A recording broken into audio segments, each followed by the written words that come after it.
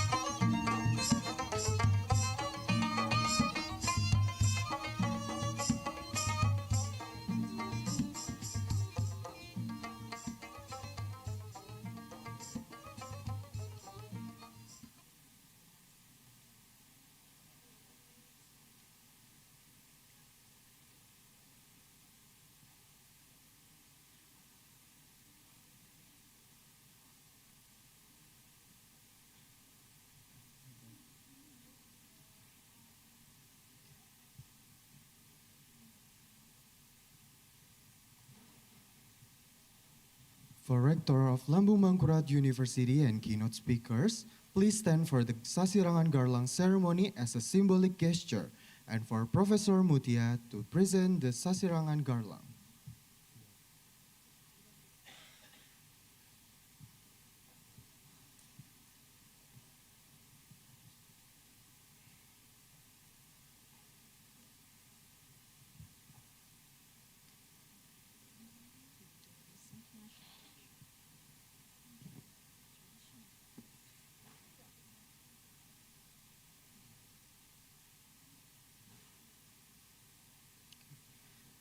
Rector of Lambung Mangkurat University and keynote speakers, please kindly be seated.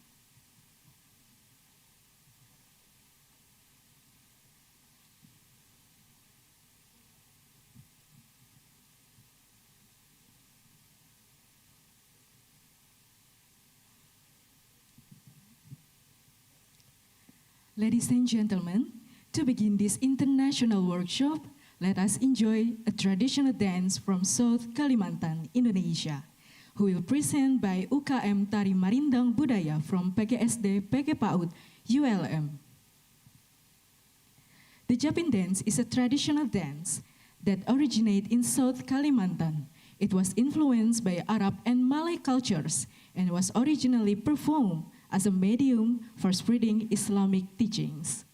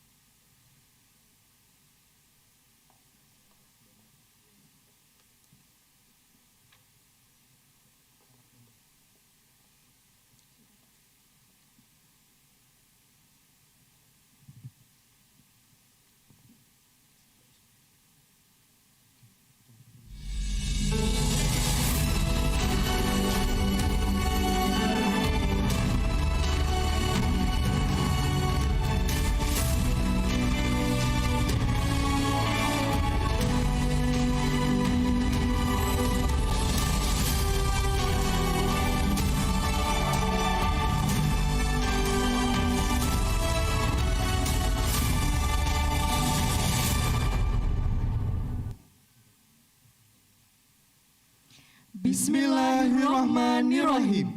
Assalamualaikum warahmatullahi wabarakatuh. A very good morning to our distinguished guests, collaborators, and all participants. Greetings to Honorable Rector of Lambung Mangkurat University, Professor Dr. Ahmad S.E. MSI. Our honorable speaker from Indonesia, USA, China, and Australia. and all distinguished guests, participants, ladies and gentlemen.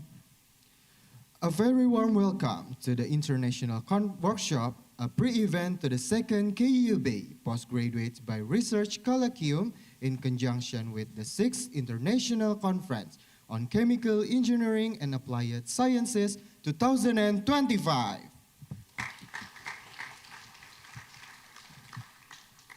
The workshop is located at General Building on the 15th of October 2025 with the theme of Blue Forest and Circular Solution, Harnessing Mangroves and Sustainable Waste Management for Climate and Energy Resilience.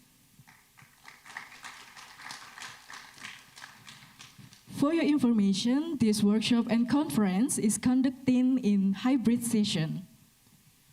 Before we start this workshop, we would like to introduce ourselves, Master of Ceremony for this workshop.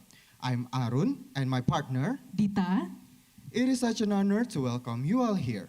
On behalf of the organizing committee, we extend our greatest appreciation for your presence today. In this event, we have 4 invited speakers from Indonesia, USA, China, and Australia. distinguished guests, respected speakers, ladies and gentlemen, please remain standing for the national anthem, Indonesia Raya, followed by the Lambung Mangkurat University March.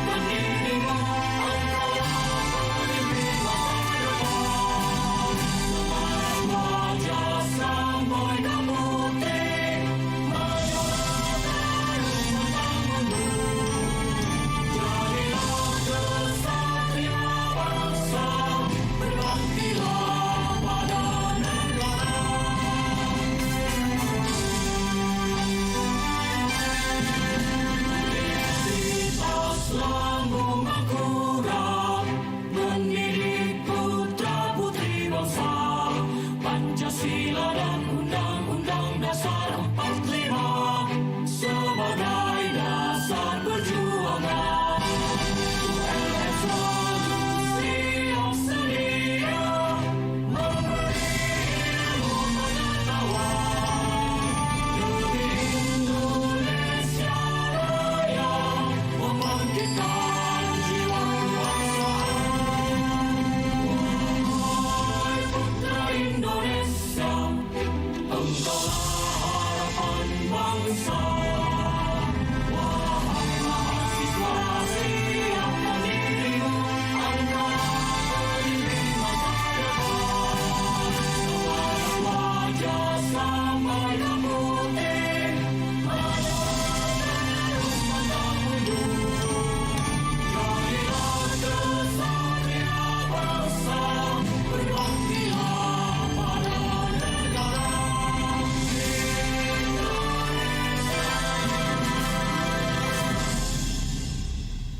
Distinguished guests, respected speakers, and ladies and gentlemen, kindly be seated.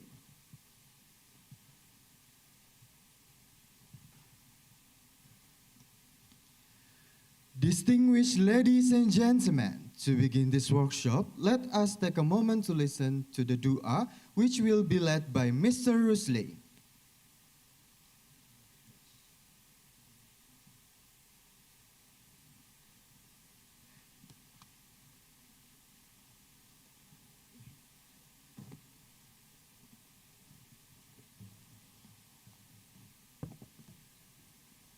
Assalamualaikum warahmatullahi wabarakatuh. Ladies and gentlemen, before we begin, let us take a moment to pray. A'udzu billahi minasyaitonir rajim. Bismillahirrahmanirrahim. Hamdan syakirin, hamdan naimin, hamdan yuafi ni'mahu wa yukafi majidah. Ya Rabbana lakal hamdu kama yanbaghi li jalali wajhikal karimi wa ajimi sultanik. Allahumma salli ala Sayyidina Muhammad wa ala ali Sayyidina Muhammad. Segala puji dan syukur kami panjatkan kehadirat Allah yang Maha Esa, Tuhan semesta alam. Berkat rahmat dan karunia-Mu, pada hari ini kami dapat berkumpul untuk mengikuti workshop internasional di Universitas Lambung Mangkurat yang insya Allah penuh berkah dan manfaat. Ya Allah, ya Tuhan kami, lancarkanlah seluruh rangkaian acara ini, mulai dari awal hingga akhir, dengan segala kemudahan dan tanpa halangan apapun. Semoga kegiatan ini berjalan dengan baik, sukses dan sesuai dengan tujuan yang telah kami rencanakan. Ya Allah, ya Tuhan kami, jadikanlah acara ini sebagai majelis ilmu yang akan memperkaya pengetahuan kami, membangkitkan semangat baru, dan memberikan kontribusi positif bagi diri kami, keluarga, serta masyarakat luas. Ya Allah, ya Tuhan kami, satukanlah hati dan pikiran kami untuk dapat bekerja sama dengan baik, menghargai setiap ide dan perspektif yang ada, serta menciptakan lingkungan yang penuh kolaborasi dan saling menginspirasi. Ya Allah, ya Tuhan kami, bimbinglah kami agar senantiasa berada di jalan yang Engkau ridhoi. Jauhkan kami dari segala fitnah dan godaan, serta berikan kami kekuatan dan kesabaran dalam menghadapi setiap tantangan.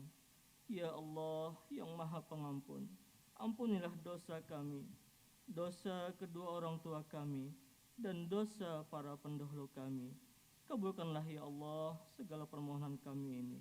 Rabbana atina fid dunya hasanah wa fil akhirati hasanah wa qina adzabannar wa adkhilnal jannata ma'al abrar. Ya Aziz, ya Ghafar, ya Rabbal alamin. Subhana rabbika rabbil izzati amma yasifun, wa salamun alal mursalin, walhamdulillahi rabbil alamin. Wassalamualaikum warahmatullahi wabarakatuh.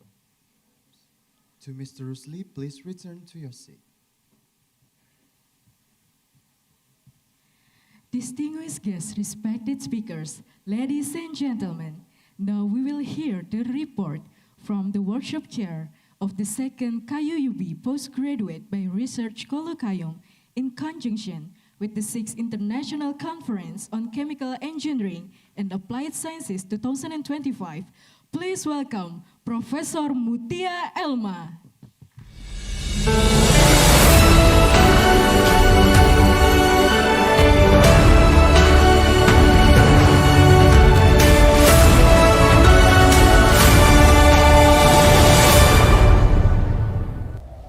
Bismillahirrahmanirrahim. Assalamualaikum warahmatullahi wabarakatuh. Distinguished guest, director of our Lambung Mangkurat University, the Ministry of Environmental, which is represented by Ibu Fitri, and all the guests coming from other offices and dean in our university. Very good morning and welcome to this beautiful building for all the audiences located in the heart of Lambung Mangkurat University. It is a genuine delight to witness such a diverse and enthusiastic crowd to attendance today.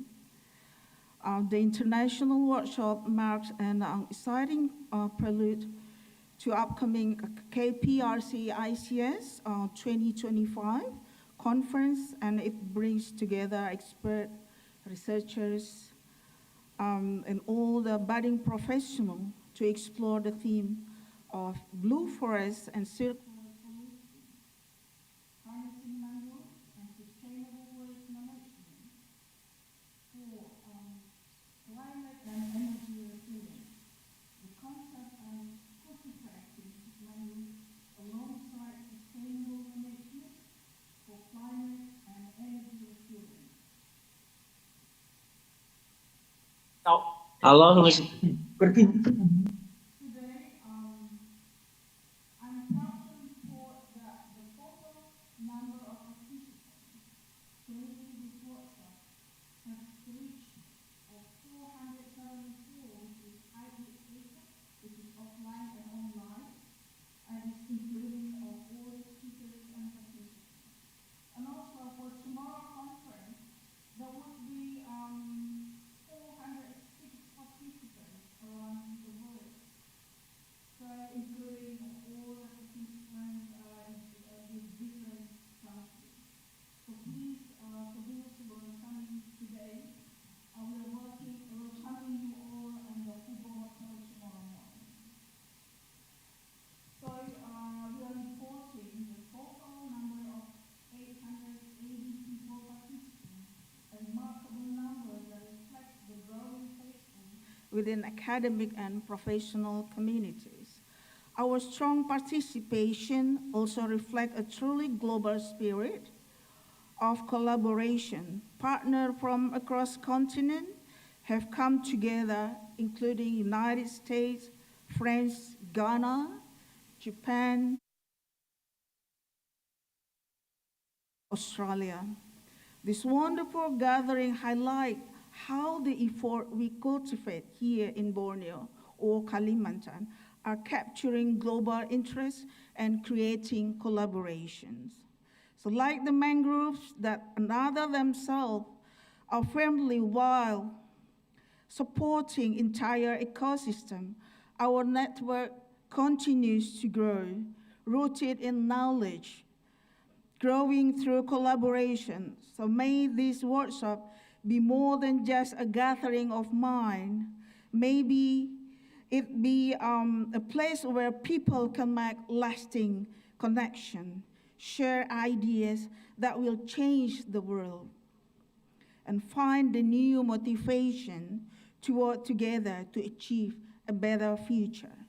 As I conclude from my report, I warmly invite all the participants to continue this journey with us for the tomorrow conference as well as a KPRC ICChEAS 2025 conference tomorrow on October 16, where we will enhance our knowledge and engage in discussion on topics that will help to conserve our rich mangrove ecosystem.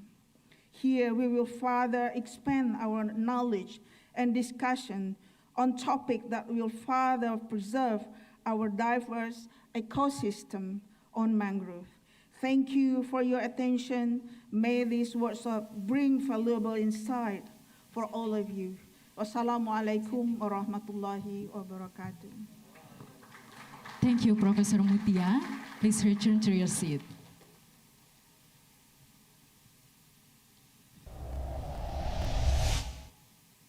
Distinguished guests, respected speakers, and esteemed participants, it is our honor to welcome the Rector of Lambung Mangkurat University for his welcoming speech to officially open this international workshop. We invite Professor Dr. Ahmad S.E. MSI to the stage. Big applause for our Rector.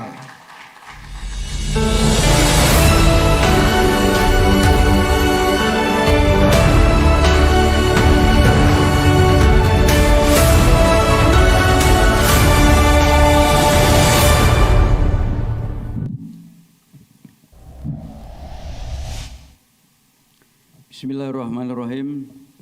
Assalamualaikum warahmatullahi wabarakatuh.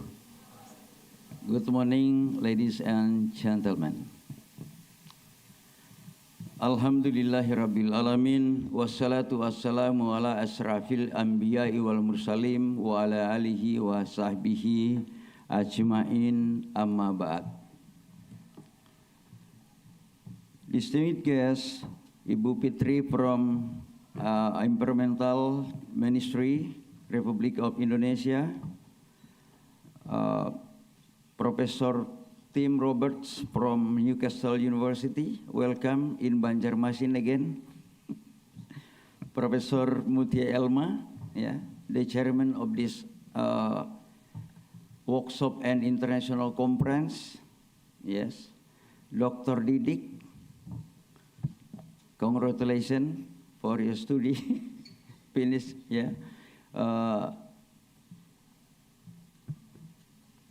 all speaker from other university in participant in the international conference and workshop, the head of the Center Environmental Control of Kalimantan, Ibu Fitri from Balikpapan, welcome. Lambung Mangkurat University State is one university, the best university and the biggest university in Kalimantan. Then head of another institution have worked units within Lambung Mangkurat University, estimate professor, researcher and participant, chairman of KPRC ICCchEAS 20-25, Professor Mutia Elma. Ladies and gentlemen, good morning and warm greeting from Banjarmasin. I am extremely honored and delighted to extend a warm welcome to all of you and behalf of Lambung Mangkurat University and the international workshop on blue forest and circular situation, harnessing mangrove and sustainable waste management for climate and energy relations. This workshop is held as part of the second Consortium Universitas Borneo Postgraduate by Research Collegium, conjunction with the 9 International Conference and Chemical Engineering and Applied Science. As institution of higher education, we are ensured with the task of generating knowledge that not only advance our discipline, but also between the communities and the planet. So joint research, academic action, and spirit Consortium Universitas Borneo N. Each has, I believe, we can contribute meaningfully to more sustainable future for Borneo and beyond. Allow me to express my sincerest gratitude to all invited speakers and participants from Indonesia, Brunei Darussalam, Japan, France, United States, Malaysia, China, and Australia for enriching the conference with your expertise to insight. My appreciation also goes to Professor Mutia Elma and organizing committee for their excellent preparation and dedication. Thank you. I hope you will find this workshop inspiring, interactive, and memorable.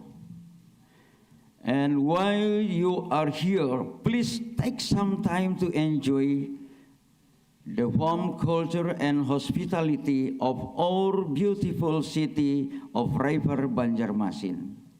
Welcome in the River City, Banjarmasin. Before I close my remarks, let me advise again, share the spirit of our Melayu culture, that is pantun. You know pantun? Okay. Along Barito the weather calm. Borneo's sky is so bright and clear. This conference brings our dream for a better earth we hold so near. Thank you very much. Wassalamualaikum warahmatullahi wabarakatuh. Thank you, our rector, and please return to your seat.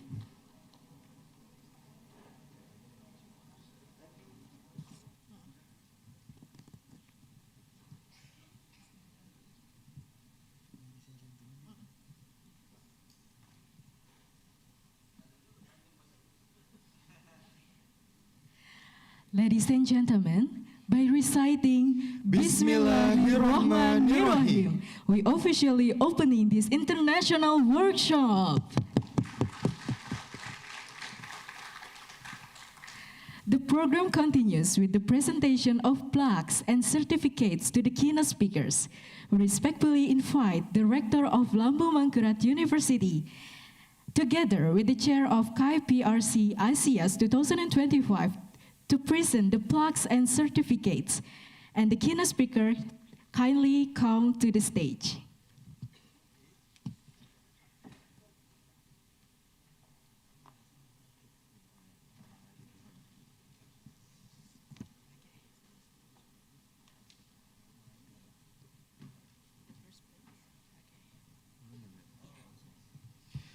The first plaques will be given by Rector of Lambung Mangkurat University to Professor Tim Robert.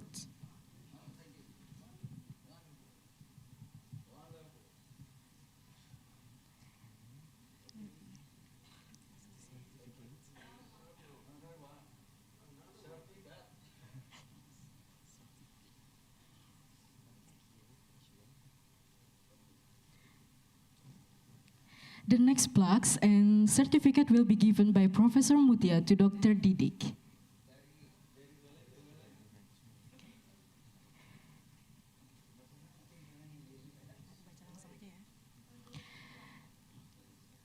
Might this serve as an appreciation for the valuable contribution and insight to this workshop.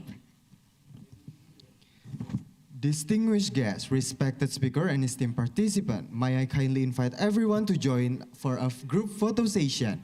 We would also like to invite the organizing committee on duty to kindly assist with the arrangement. Okay, I'll count. 3, 2, oh, okay. You can just join first. I'll count. 3, 2, 1, and cheese. Okay, one more time.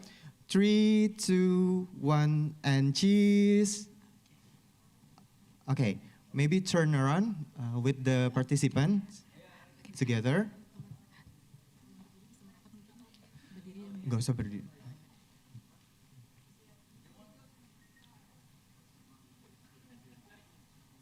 For the participant, get ready. Okay, I'll count. Mungkin teman-teman Bisa bisa berdiri berdiri sebentar. semuanya dan bisa merapat ke tengah.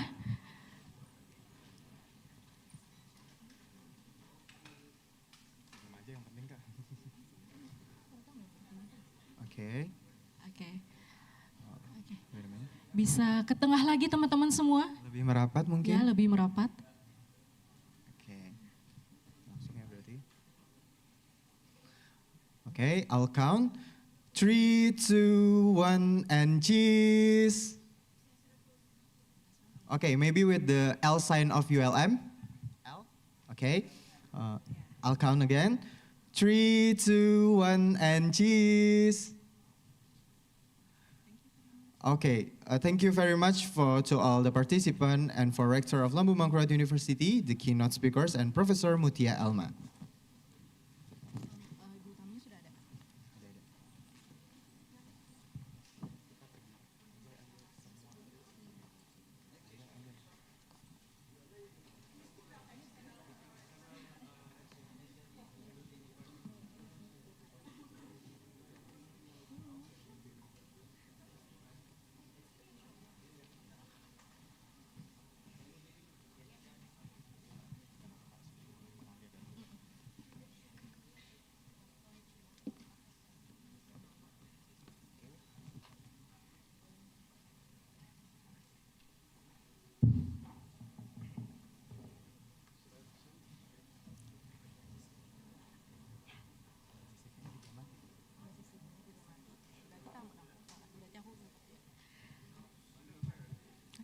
Ladies and gentlemen, we will now proceed to the next agenda.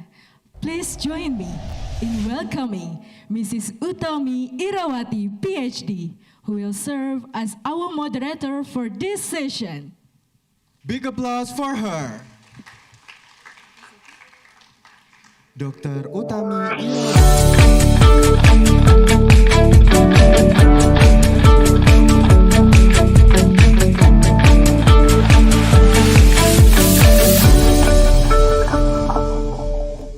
Dr. Utami Irawati is a lecturer from the Department of Chemistry, Faculty of Mathematics and Natural Sciences, Lambung Mangkurat University.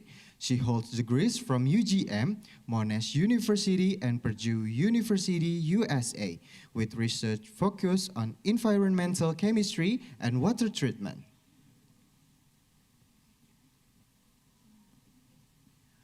The next session will be guided by the moderator for Mrs. Utami. Thank you.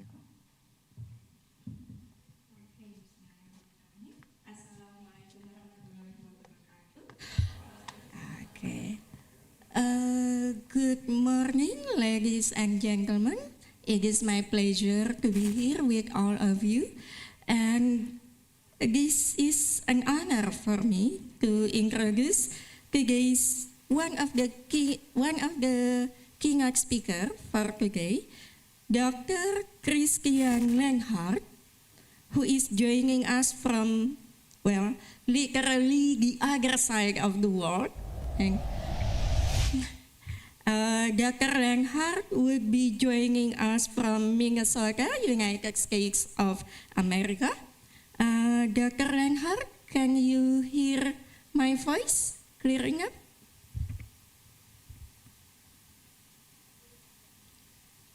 Oh, okay.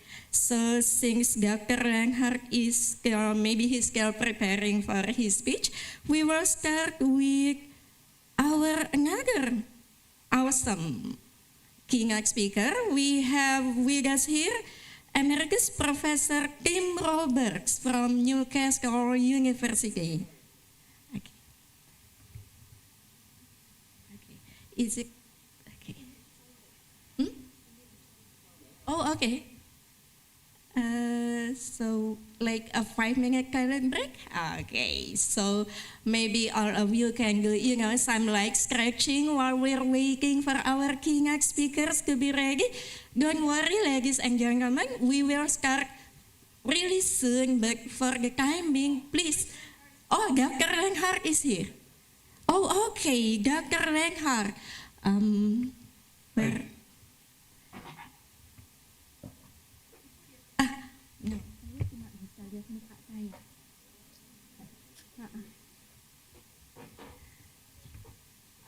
Okay, Dr. Reinhardt.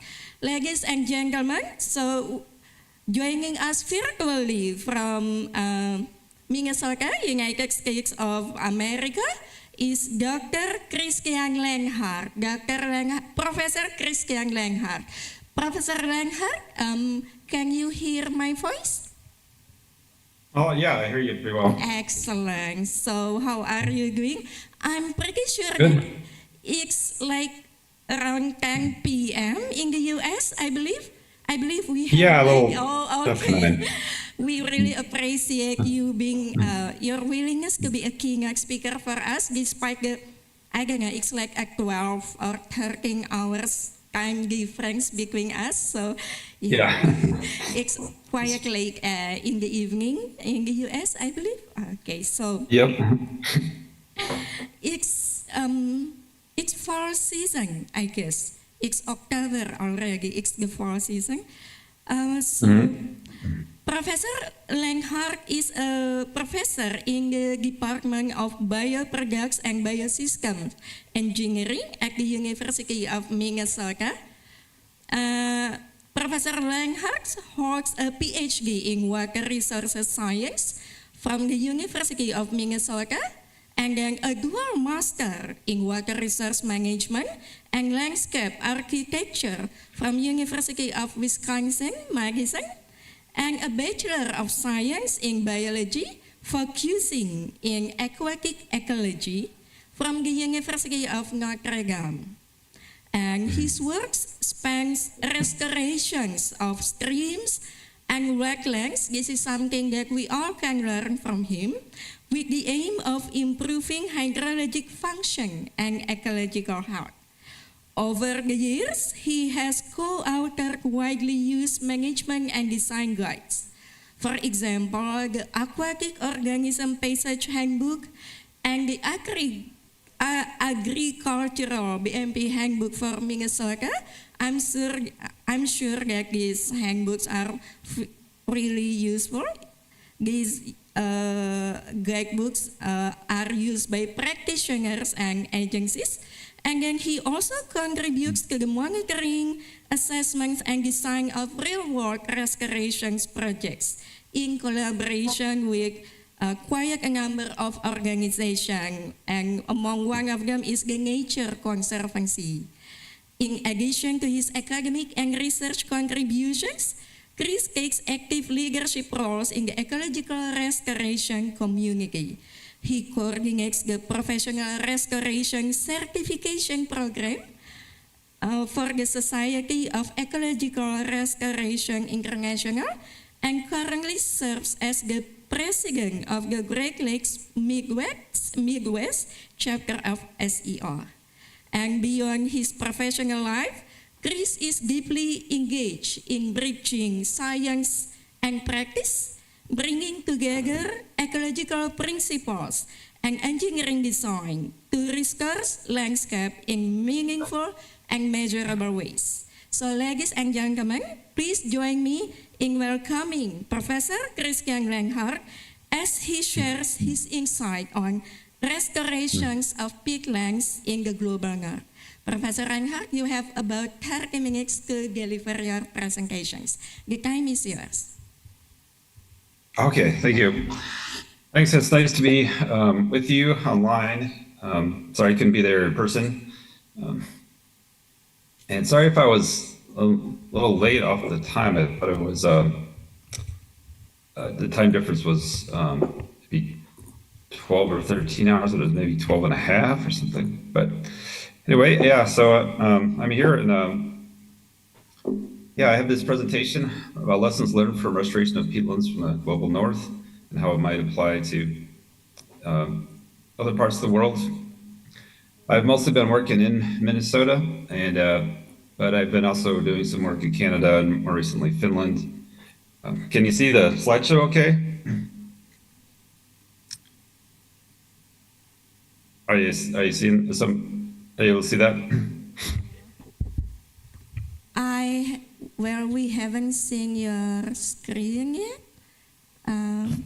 Oh, well, let me try one more time. Okay. Let's see. Very good. Okay, it's starting now. Anytime soon, it's coming. There we go. Oh, there we go. Okay. Sorry about that. All right. Yeah, and it's just the cover slide from the Red Lake peatlands in northern Minnesota on the Canadian border. And yeah, for those of you not familiar with Minnesota, we're on the far north central part of the USA and on the Canadian border. And as mentioned, I work at the University of Minnesota and with the Nature Conservancy in the Minnesota and the Dakota chapter. So I have some overview slides, peatlands, and kind of the importance of restoration, and then go into some examples from Minnesota and other parts of the world. So as we know, peatlands are distributed widely across the world, are really important carbon sinks, as well as beneficial for water storage, water quality, wildlife habitat. More specifically in Minnesota and the U.S. So this is a recent map made of peatland extent in the United States. You see mostly they're in north central the states of Minnesota, Wisconsin, Michigan, and then the northeast U.S., kind of Maine, New Hampshire, Massachusetts area, and then down in Florida where like the Florida Everglades are. Yeah, and I'll be talking, primarily about Minnesota, some examples from there. This map shows the blue are mostly extent ones or existing, and the red ones are largely ones that have been drained for agriculture. I'll have some examples of drainage and restoration in those areas. It's just a little outline, history of drainage, some restoration work, some descriptions of what's worked, but hasn't worked so well, scaling up efforts, and some future work. And yeah, it was interesting. We hosted a fellow from Indonesia last year, Nilna Amal, and yeah, she had been working on some issues related to the fires in Indonesian peatlands and trying to, prevent those through raising the water level in peatlands. And it just occurred to me that, it's similar issues here. We haven't had large peatland fires in the U.S. and Minnesota, but in Canada, there's been all these wildfires last couple of years that were in forest and peat areas, sending all this smoke down into Minnesota. We had some of the worst air quality in the country for a couple months in recent summers because of these fires. So yeah, despite being in different parts of the world, they have some similar issues, some common problems. There are some common positive things and to work on too, not from the technical end, but from the social end. A lot of the peatlands in North America are on lands that are, owned or managed by local indigenous or native groups, tribes, or First Nations, as they call them in Canada. And so a lot of the work in the United States and other parts of the world is trying to work in collaboration with these local groups to, restore these peatlands for the technical benefits, ecological benefits, but also for social, cultural reasons as well.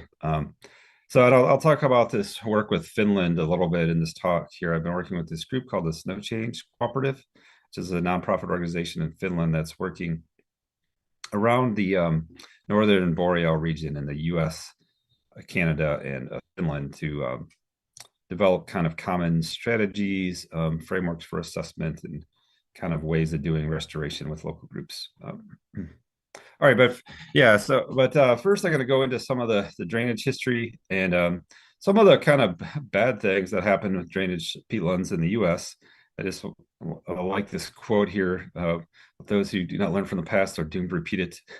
So hopefully we've learned. So this is George Santayana is a famous Spanish American philosopher from the 1800s, and so what I'm going to do is go through some of the negatives, things that we've and hopefully learned from that and are trying to address with restoration today.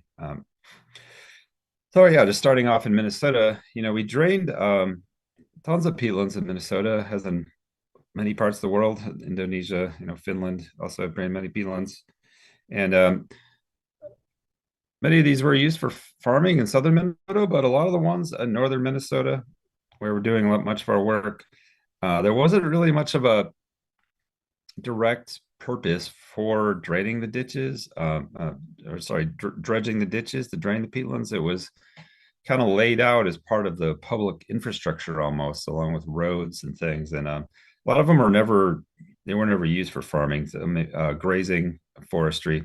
This is a picture of one of these large ditches from the 1900s, early 1900s in northern Minnesota.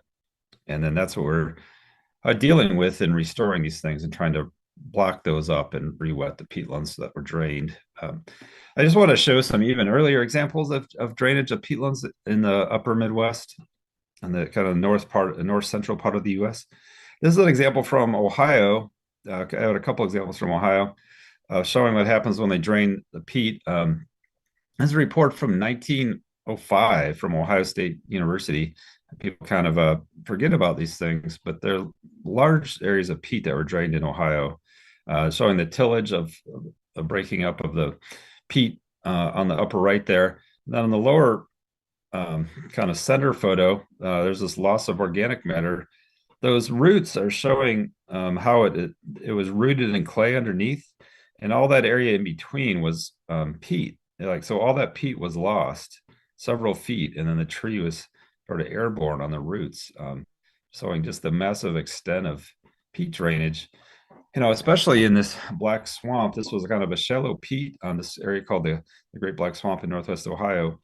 About 99% of it was drained away and converted into farmland through first ditches and then subsurface tile drainage. So we lost all that organic matter, water storage, and then today, so that's farmland, and today that area drains to Lake Erie. As you can see in this photo, that's Lake Erie today, or well, not exactly today, but a recent aerial photo from recent years. And the drainage of the swamp and converting it to farmland has led to excessive nutrient loading, primarily phosphorus, which causes these algae blooms in Lake Erie, which are problematic for water quality, for recreation, even drinking water supply for the cities comes out of that. It can cause problems. So we're still sort of facing the negative effects of draining these large areas of peat wetlands in the parts of the agricultural Midwest, especially. And so now, there's a lot of work to restore peatlands. In the kind of early days of restoration in the U.S., it was so this would have been like mid 1900s, 1950, say to 1980. A lot of it was being restored for waterfowl habitat because of the hunting groups, big advocates for restoring the wetlands, and so that was early reasons. And then people understood that a lot of wetlands and peatlands provided water storage, flood storage, water quality benefits. And then more recently, we had the Clean Water Act, which was created in the 1970s, which created this mitigation program. So if people impacted wetlands, they had to do wetland restoration to mitigate for the loss. And that's where a lot of the wetlands are restored in the U.S. Today. And some of those are peatlands.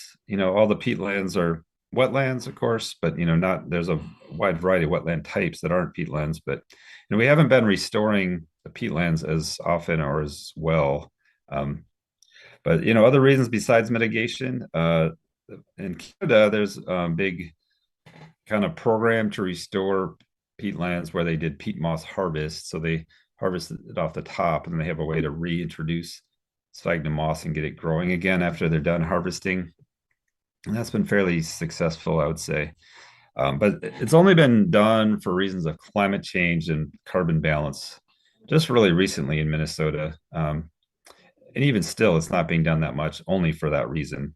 It's generally for these other reasons, most mitigation. All right, yeah, and then there's tons of other ecosystem services. This is an example of mangroves, which are common in Indonesia, which are often having peat soils, the mangroves. And these are all kind of things we're largely familiar with. I won't go into this detail on that one here right now, but I want to give some other examples of restoration of peatlands in the Midwest and some of the lessons learned.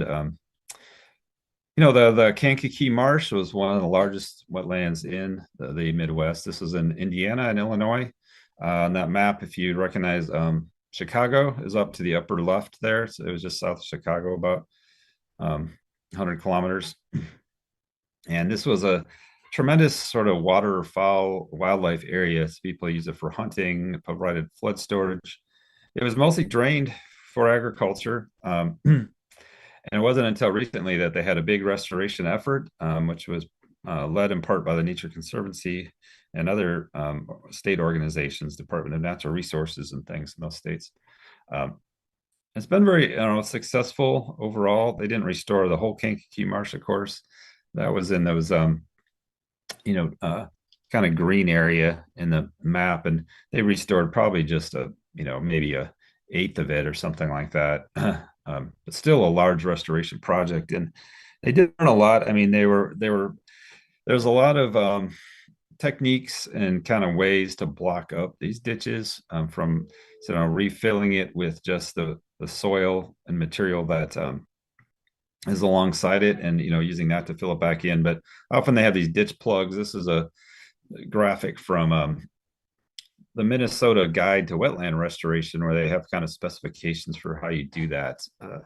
And it can be fairly simple, especially in bogs. So bogs, there's different types of peatlands. Bogs, which are primarily rain-fed. The hydrology is more simple. You block up the ditch if there's not too much flow, if the ditch isn't too large. You generally do that successfly if you follow the guidance. Fens are a lot trickier. These are groundwater fed wetlands, which are hard to restore because the flow paths are across the whole landscape and often through the ground for, that may take years. The water may be traveling for years through the ground, and restoring those flow paths are more difficult. And that's that one on the left is just kind of a simplified drawing of a flow path restoration in Minnesota.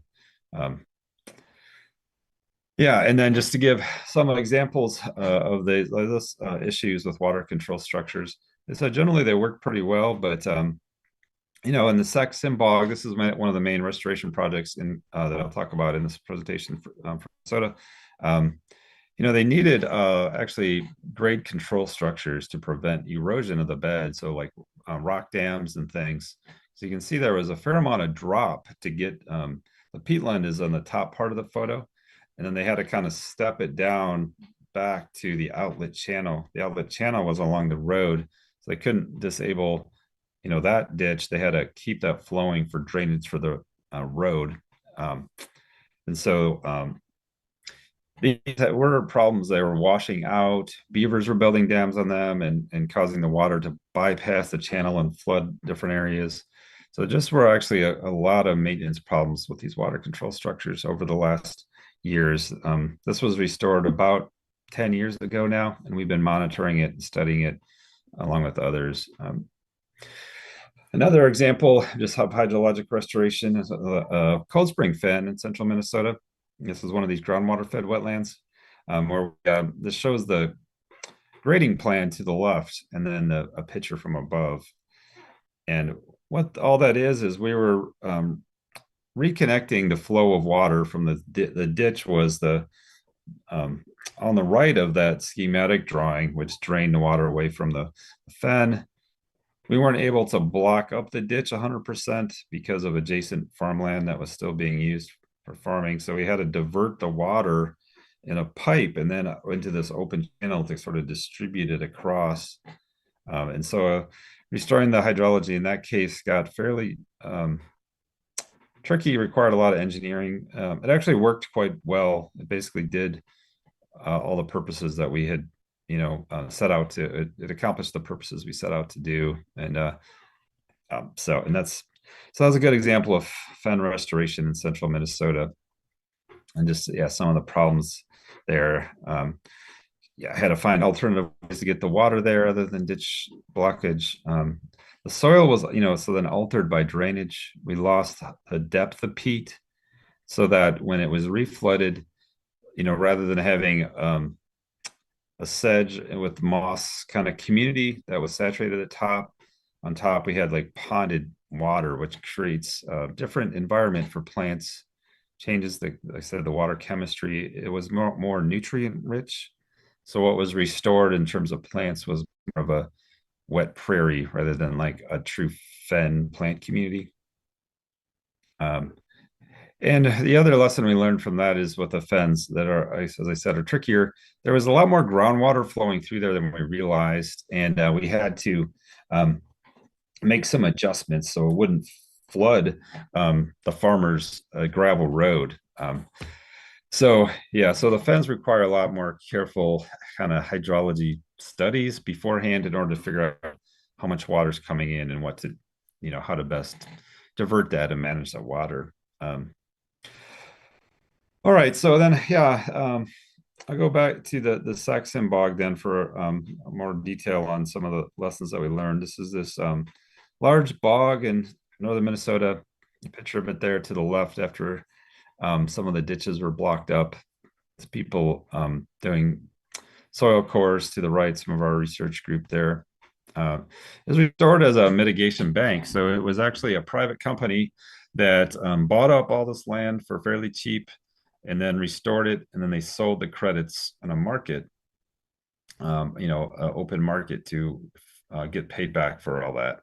And it's very, very large, over 20,000 acres. And in terms of dimensions, I think I want to say kilometers, like kilometers across, it might be like 10 kilometers long and maybe like 6 or 8 kilometers wide. And that's showing what different plant communities and peatland types that were created after it was done. It's mostly forested bog, kind of shrub bog, and there's some open marsh with cattails and emergent vegetation in the ditches. And this is showing the location of the site in more detail. So there we are, north central North America, Minnesota, showing location of Minnesota, and then showing another aerial of the bog. And each of those squares, just for reference, are about 1.6 kilometers across, or about a mile square. All right. As our study that we set up, we have different components to it. We have a mesocosm facility on the St. Paul campus. We have field studies. So that's primarily what I'll talk about here, where we set out weather stations with these flux towers to measure the flux of greenhouse gases. We are also monitoring the hydrology of stream flow and looking at mercury outflow. Mercury is one of the main water pollution issues of concern in northern Minnesota. And then we're also doing some modeling. Those are our 3 research sites. On the left is a ditched one that was still ditched. So that was one of our study sites. We had a restored one. That's a ditch that was blocked up and sort of reflooded. You can see there's still open water. That's where you get the kind of open water and cattail marsh community before you get back into the more bog-like environments off to the side. And then there's a natural peatland or bog there nearby. That was kind of our control site. Picture the, flux tower, and then a kind of a schematic of what happens with a gas flux, in a natural bog versus a drained peatland. In a natural bog, you don't have very much CO2 being emitted. It's being uptaken by the plants, sequestered as carbon in the ground and in the plant materials. There's some methane emission from a natural peatland. But when you drain it, you tend to reduce the methane emissions, but you greatly increase the CO2 emissions. So they become more of a source of carbon, especially the CO2 part. All right, and when you restore it, so the question was what would happen when you re-wet it in terms of the balance, CO2 and methane. Methane is a much stronger greenhouse gas than CO2, but it's not as long-lived in the environment. And so the thought is that when you re-wet these peatlands, you'll reduce CO2 emissions greatly, or slow or stop, and then the methane emissions will increase in the short term because they're favored by high water levels, but that the thought is that they would decline after some years or decades, and then you'd be back to a good carbon sink again. All right, it's kind of a long story there to explain all that, but they're just showing some graphs from an Indonesian study showing the effects of water table on CO2 flux and methane flux, and it's hard to take all this in a short time. But what this shows in the CO2 flux in the middle there is that the top four are CO2. As you increase the water level as you go to the right, going to zero where it's saturated at the surface, you tend to decrease the CO2 emissions, and that's what we've found in our studies. The methane has been more of a question. Generally, the methane emissions increase as you reflood it, and that's what's shown in these lower two graphs with methane versus water table. You can see it really increases. In this study, this was from Indonesia, the methane increases as you get water table near the surface or ponded or even slightly below the surface, say from 0 to minus 20 centimeters below. At our study site, so this is the Saxon Bog in Minnesota, and this is from last year from our flux towers. And what it showed was, so the blue is the control site, green, this yellowish gold color is the ditch site, and then the red is the restored site. And we had a lot more methane. That's just from this fall, actually. This is just recent data. The methane was higher at the restored site. But we did compare it to some other sites in the region, and it wasn't substantially higher than some of the other sort of natural.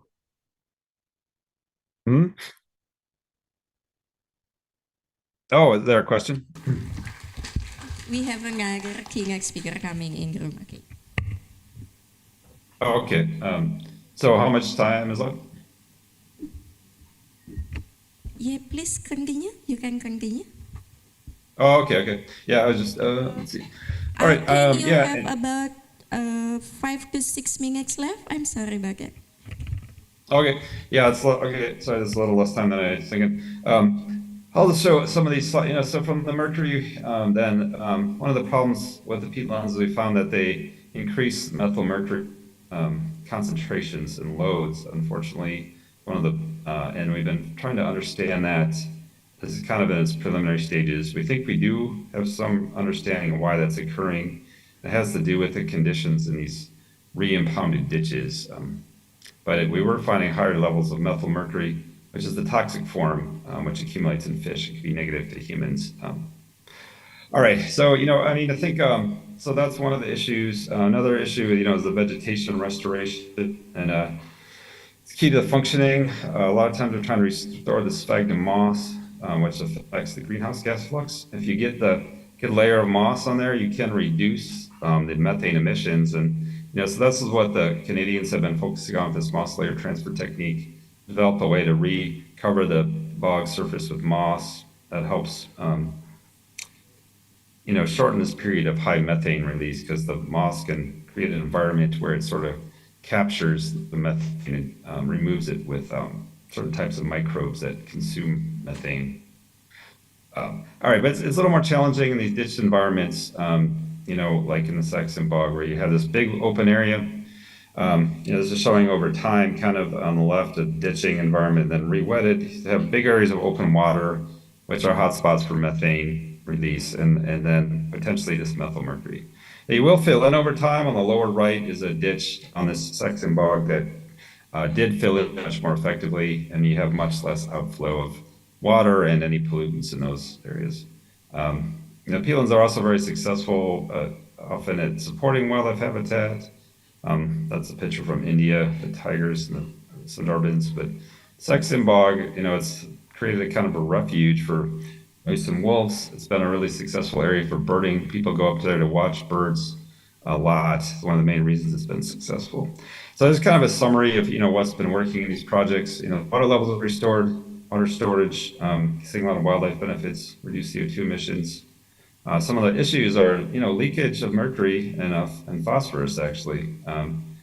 Until the vegetation reestablishment is kind of poor in these impounded ditches, and they're methane kind of hotspots. So it takes a while to, recover all these areas, and then, short term you can get CO2 emissions shortened or, reduced, but some things such as the reaccumulation of peat and establishment of kind of more natural plant communities takes much longer time scale. All right. These lessons I've been going through, I mean, there are, of course, big differences between northern peatlands and tropical peatlands. Tropical peatlands are way more productive, probably more sensitive to drainage. They have higher rates of decomposition once they're drained, and that's, why they're, especially Indonesia, that's a hotspot of carbon loss and efforts to restore peatlands.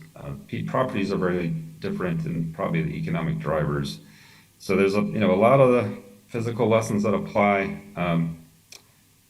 some less, but definitely a need to develop approaches that consider the multiple benefits, so they're beneficial to society, not just for the technical reasons. And there are a lot of efforts to try to scale these restorations up recently. So the United Nations has this decade on ecological restoration. There's this initiative called the Peatland Breakthrough, which is a project of Wetlands International, the Greifswald Meyer Center in Germany, and many others, including Nature Conservancy. Snow Change in Finland is a group that I've been working with that's developing a collaborative of northern boreal areas, working with indigenous and local groups to restore and protect peatlands.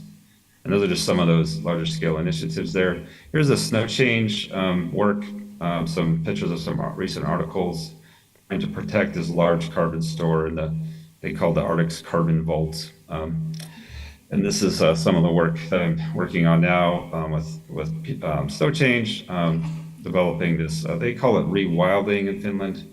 It's basically kind of like restoring large areas, but not just for the ecosystem functions, but for wildlife and for human benefits as well. In Minnesota, we have this thing called the Peatlands Playbook, which is a strategy for restoring peatlands and scaling up the benefits, as well as just getting more restorations on the ground. We have a strategy there looking at usually the public lands. We have a lot of U.S. Forest Service lands in areas where the peatlands are partly drained and they can be more easily restored than on private lands that are more expensive and harder to purchase and things. All right. We're also working with the U.S. Fish and Wildlife Service to restore a lot of smaller ones on private lands in Minnesota. A lot of this is in the central Minnesota, on that red part of the state there, where it's a lot of drained peatlands exist. And all right, yeah, I kind of ran through that last part there to get it get it under time, but I guess maybe we'll have a minute or two for questions. It's kind of an ominous slide there, but that's the end. All right, yeah, and there was a picture of our research group and some of the funders and collaborators on our projects. So thank you, and thanks for the chance to present, and yeah, hopefully, if anybody, it's probably not a lot of time to talk now, but my email's on here. If you have interest in these topics, feel free to contact me. Okay, thank you very much, Professor Lenghart, for a very interesting insights.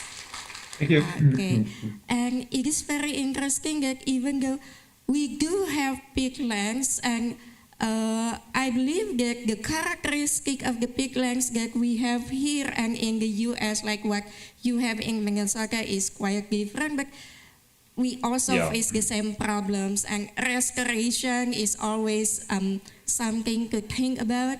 And I'm sure that the audiences here have some questions or maybe comments, but please hold your questions, because before the questions and answer session, we would have our second keynote speakers of the day.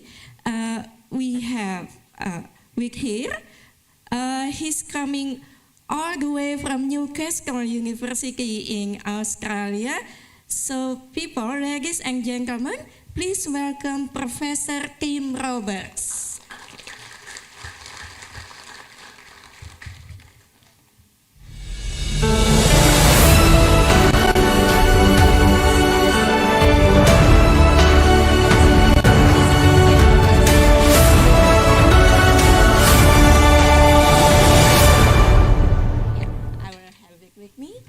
Okay, so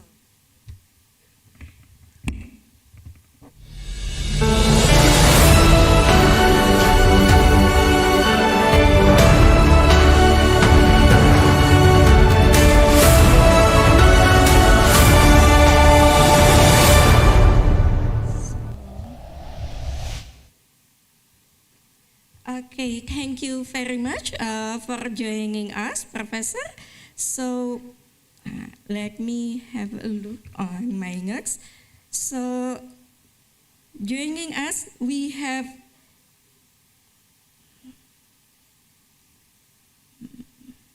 today we have here with us, it is an honor for us to have Emeritus Professor Kim Roberts. You are actually quite familiar with Banjarmasin. I believe this is like you've been here for a couple of times, but still there are still some people who might be not that familiar yet with you. So please allow me to introduce you to our audiences.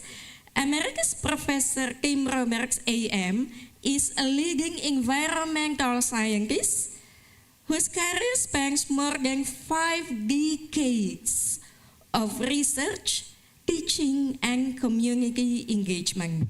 Awarded a member of the Order of Australia in 2022, he has advanced sustainability science, ecological restorations, and STEM education not just across Australia but also globally.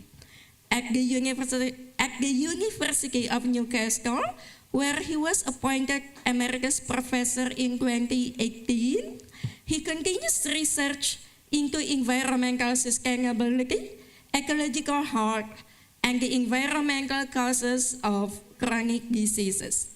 He is a founding director of Innovati, translating patented research into biotechnology solution.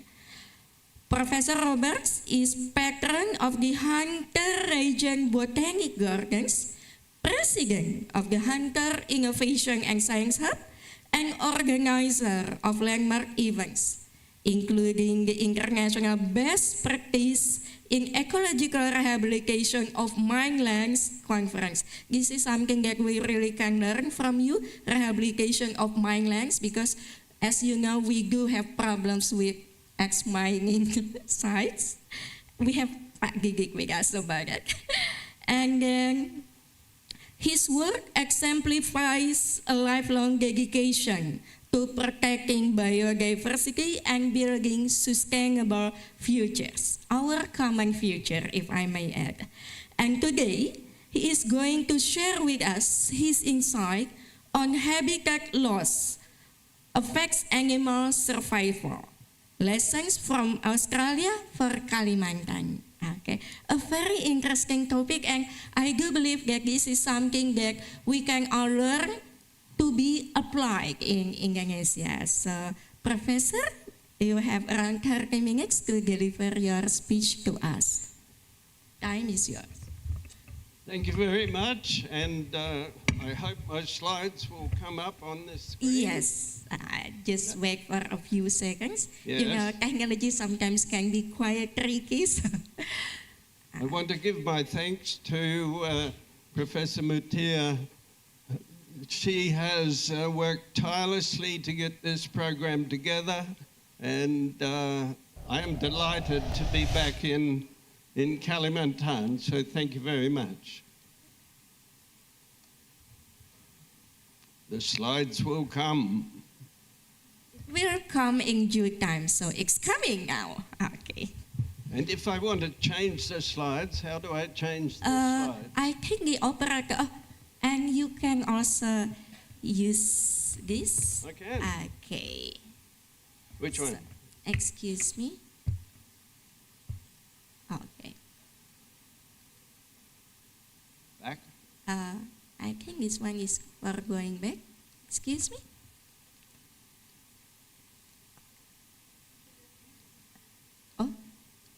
Over there. So since we have,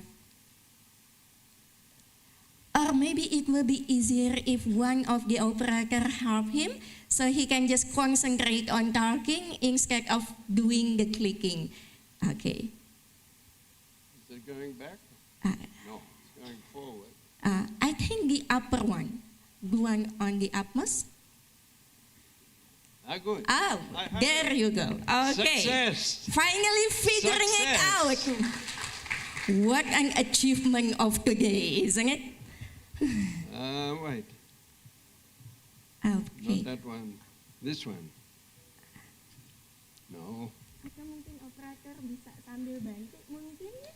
Ah, There you go. Oh, we have lovely pictures. Okay. I think I have it. So, as was mentioned by our moderator, I have visited Kalimantan since 2015.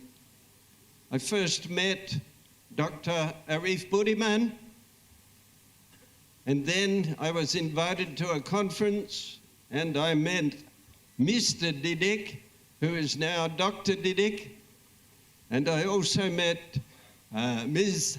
Amalia, who is now Dr. Amalia, and I've formed a strong relationship between Newcastle, Australia, and Kalimantan, and Banjarmasin.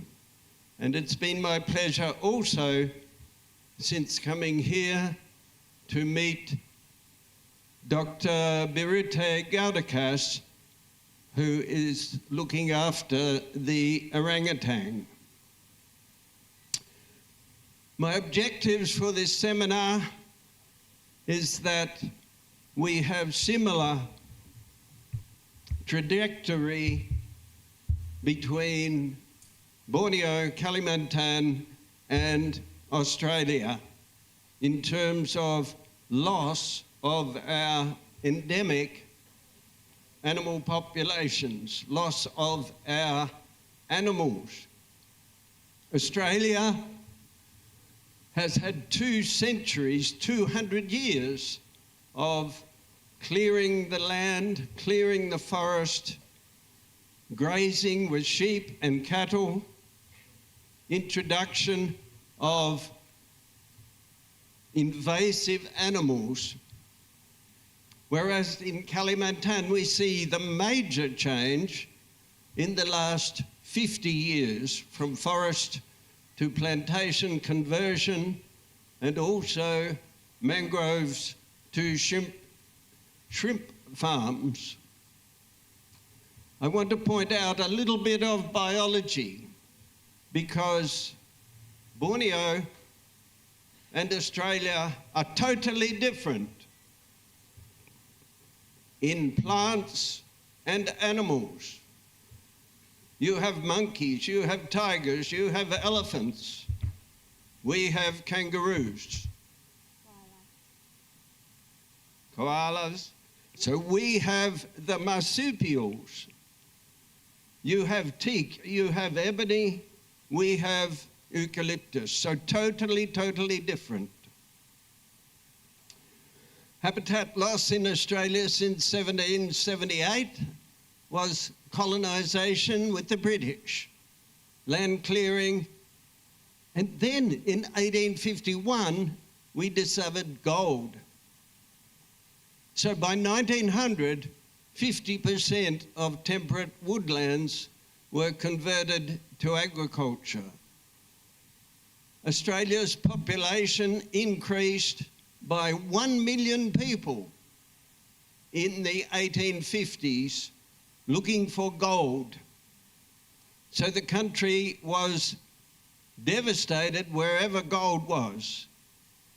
And this led to long-term problems, but also problems for the endemic local animals.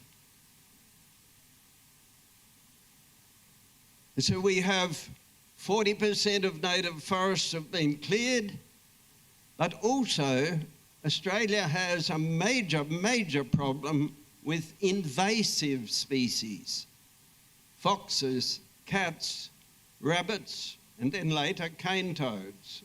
And these have had devastating effects on our local endemic animals. And on top of that, we have changes in fire burning regimes. The Indigenous Australian Aboriginals would burn small areas of the land and do cold burning, so that they would burn a little bit and the fire would go out. Then next year burn that bit, and then that bit, and then that bit. But now we have major bushfires that are very hot, big problems. And on top of that, and this is the problem for, not for me, because I'm too old, but for you young people, climate change is the problem. And that is what you have to get fire in the belly about, doing something. You have to want to make change. My generation and the generation before me have ruined the world. And you have to work out how to fix it.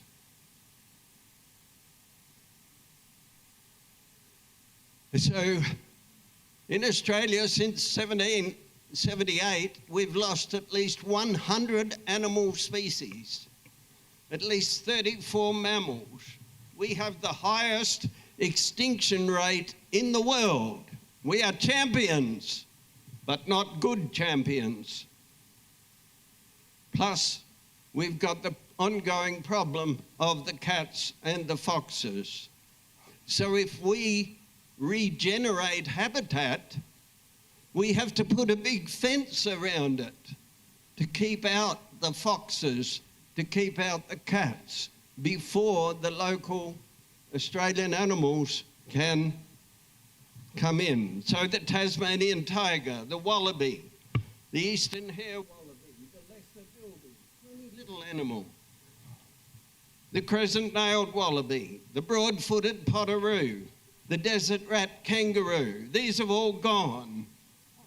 Plus, we now have huge numbers of endangered species, endangered birds and endangered mouse. The sandhill dunnet, the koala's endangered, the red goshawk is endangered, the forest red-tailed black cockatoo is endangered, the greater glider is endangered, Caribbee's black cockatoo is endangered, Baldan's black cockatoo is endangered.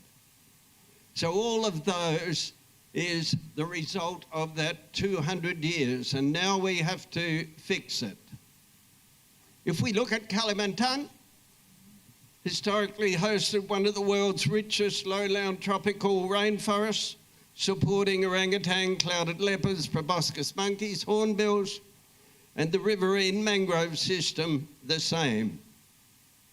But from the 70s, as you well know, there was large increase in population, forests were cleared, and fragmentation occurred, much like we saw in the previous speech in Minnesota, yes? So we've had the rapid palm oil expansion. I understand 6 million hectares of forest have been converted to palm oil, resulting in loss of habitat. By 2020, 50% of lowland forest gone. As well, major changes in the riverine area. If we look at the photograph on the right and we magnify it, we see that the mangrove is less, but also the mangrove and the nipa palm lining the river are fragmented. And when there is fragmentation, then it is very difficult for animals to move, for the bakantan to move. Very, very difficult. And it is this fragmentation that is a problem in Australia, and later I will tell you of one of my programs where we try to build the connection, build stepping stones to step so the animals and the birds can step across private land. In terms of mangroves, everything in pink there are the mangroves, and that you know well. My understanding is that this is a great resource, 23% of the world's total mangroves, is vital for climate change mitigation, for biodiversity protection, and of course for coastal resilience, because the mangroves protect against the tidal water movement, the river water movement, and so on. And so it is your challenge to keep those mangroves, to plant those mangroves. And I have planted mangroves. In terms of the importance, I think we can go quickly through this, but I would say that increasingly ecotourism will become important for assisting in mangrove rehabilitation, because the local individuals can make money out of ecotourism.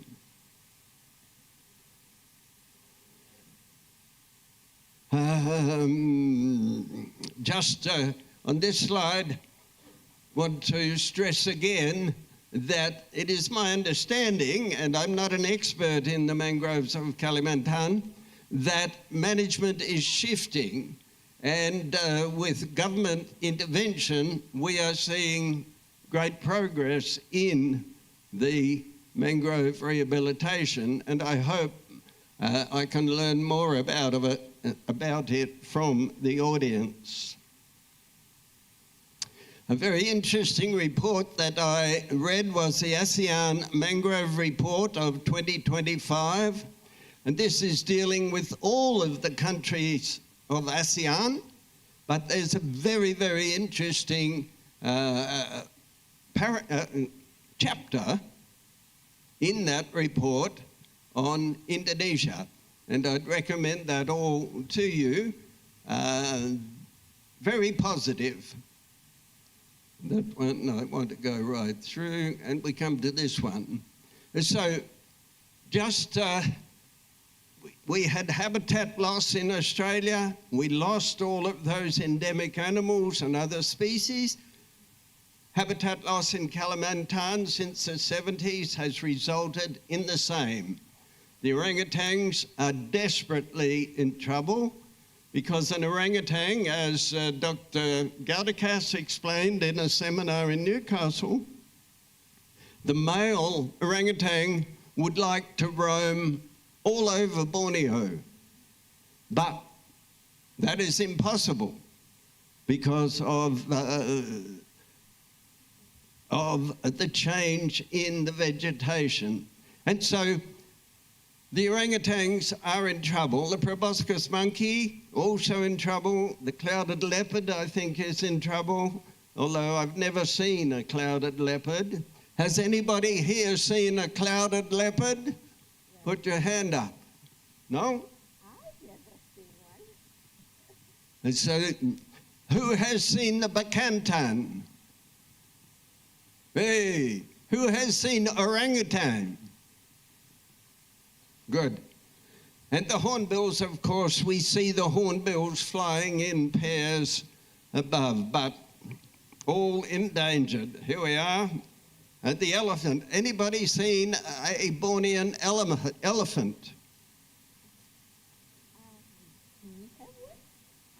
It's gone. It is gone. So, fortunately, good things are happening in Kalimantan, and I point out that my colleague, Dr. Didik, is doing great mind-land rehabilitation through his company, Adaro, and here we have a great big hole in the ground called a pit, where the coal has been dug. It has now been turned into a lake, and that lake has fish, and that lake has new vegetation around, and that vegetation has, according to a photograph from Dr. Didik, has bakantan coming back into the area. Fantastic work. Also fantastic work being done by Professor Amalia Rezeki and her group. because what is happening there is the mangroves are being replanted. Oops, we went backwards. So let's go. Here is a group of my students from 2018 planting mangroves in the Burrito River with Professor Amalia and her crew. And this is, I think, in 2023, more planting of mangroves, and here in perhaps 2022 is also planting of mangroves. And this was from 2018. And the mud was up to there in the river. And the water was not so clean water. So, I want to talk now about a few of my activities in trying to get connectivity of the land. So we have formed a plan to have connectivity from Victoria to the top of Queensland. That is a map of Australia. And the circle there, the red circle, is my country, the Hunter Valley.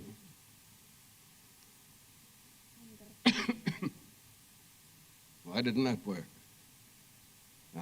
Sorry. So, in New South Wales, where the blue arrow is the area of Newcastle, my city. And we are looking to increase connectivity in that region. So we have a project called the Stepping Stones Project, which is to create habitat where birds can fly safely from one little bit of forest to the next bit of forest to the next. So this is the community working together. So the problem is that this land is all owned by individual farmers. And each farmer, of course, wants to farm his land and doesn't care about birds or kangaroos or koalas. And in fact, doesn't like the kangaroo or the koala coming in because it eats his plants.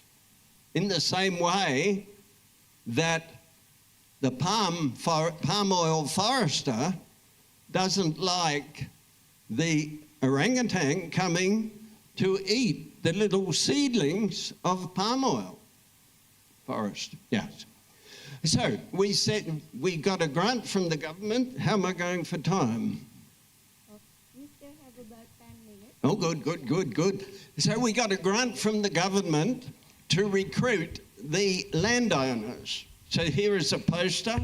How can you protect native wildlife on your property? The answer, set up stepping stones. The answer, plant little tiny forests to allow connectivity. So we turn this into come on baby, into this, okay? And we do that. The government provided us with some money to buy the plants. The farmer said, oh yes, you can have that little bit of land for a forest. We provided the money for a fence. And so this is what happens. So the objectives, to revegetate and to remove weeds, to get the community involved.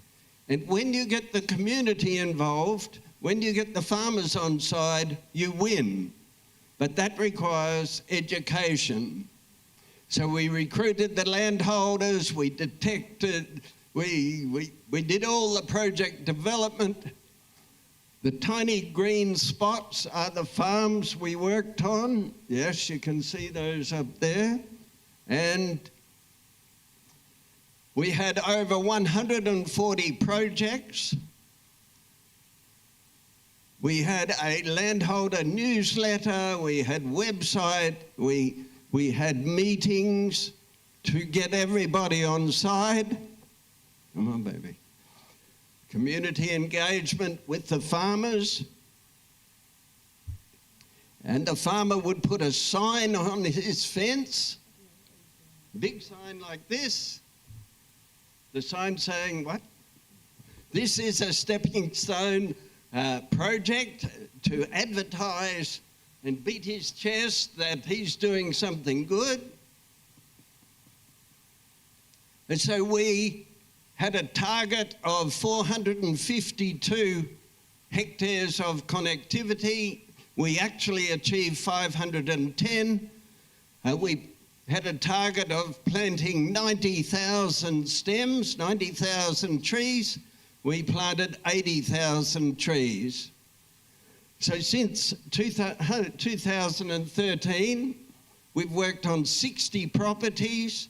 We've helped to connect up to 10,000 hectares to allow birds to move. Why do these animals need to move? Because the climate is changing. Some birds only like to live halfway up a mountain because that's the temperature they like. But as the temperature rises, they have to go further up the mountain. So because of climate change, we are seeing movement. And what this Stepping Stones project did was to connect. Another project that we're involved with is to encourage the government to make recovery plans to save those animals which are in danger. And that happens, and that has been successful in helping the lungfish, the ghost bat, the greater gliders, and the sandhill dunnarts. Now there is a recovery roadmap for them because of public pressure. In my own city, we have worked for 20 years to have national parks created. In 2007, in the top picture, we only had a small number of national parks. They're red because red stands out. By 2023, certainly 2014, but now we have a continuous line across there. We call it the Green Corridor. So, I don't think I need to go through these in detail, but in summary, in 250 years in Australia, we have decimated our endemic animals. In 50 years in Kalimantan, you're on the way to doing a good job of decimating, a bad job of decimating as well. So I've mentioned the animals that we've lost, and the fires are becoming more dangerous. Our problem is we have many invasive species. I don't think you have as many problems there, but the bottom line is to create reservations, to create national parks. Right, let's go here. So, we're getting near the end. To me, the most important thing to remember is once habitat loss crosses a threshold, recovery becomes nearly impossible. So fragmentation is as damaging as outright loss. If you fragment the forest, then you've lost the battle. It is vital to have community and indigenous management. Restoration itself is very costly and rarely substitutes for protection. And you must manage the global driver. In Australia, the global driver was sheep and wool, was gold. In Kalimantan, the global driver now is palm oil and fish farming. So you just must manage the economic driver, because it is vital to have a good economy. Absolutely vital to have a good economy. So biodiversity is important. It protects it. It makes the earth habitable. If we clear all the mangroves, then it is likely that 18 million more people would be flooded every year across Australia, not just in Kalimantan. And protecting and restoring the natural ecosystems is vital to fighting climate change. I want to leave this slide up for a little while because there is some mighty orangutan and there is some mighty bekantan, but there is a mighty book. Anybody read the Lorax? Then one at the back, well done. I suggest you all read this book by Dr. Seuss. It's good to buy for your children, your little children, but it is about the Lorax, and it is a vital book because it is vital to our survival. Thank you very much. I think I've finished. Thank you very much, Professor, for your very interesting and incredible project. I have to say, I personally really impressed by how well the project is going, and it's been going the stepping stone project. It's been more than 1 decade, I believe. Yes. Oh, okay. I really think that it is, and it's not that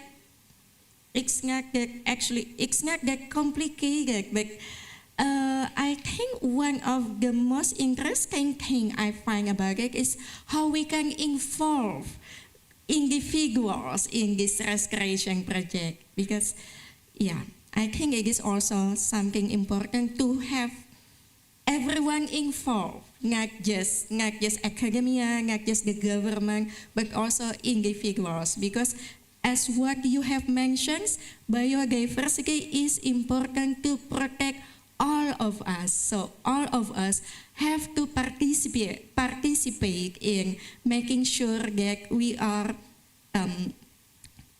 conserving our biodiversity. And I totally agree with you that all the young generation here has the responsibility to do so. Okay. So I do believe that things get interesting insight, and also there is a very great example of restoration project explained by Professor Kim Roberts. So now we have about 30 minutes of question and answer session. You can ask questions to either our first keynote speaker or our second one. So any questions from the audience, you can just raise your hand. Either for Professor Reinhardt or Professor Roberts. I see a hand raising. Okay, ma'am. We have one, and then I see 2 raising hands in the back. Or I don't know, can we take questions from people in the Zoom meeting? I have one for Professor Lennart. Oh, okay, Professor Reinhardt. So we have 2 speakers asking questions each other. Interesting. Professor Reinhardt, okay. Go ahead. Chris, it's Tim Roberts speaking. Chris, I really appreciated your presentation. I have a question about, early on you said Clean Water Act, Yes, and you Clean said Water Act.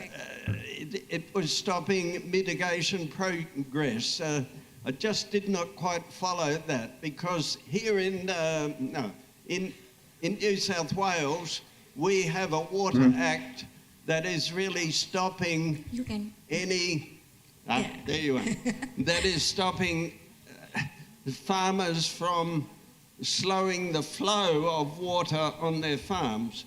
So your Clean Water Act, I just wanted a little more explanation, please. Okay. Yeah, no, good question. So, Clean Water Act, created in the 1970s to protect water quality generally in the U.S.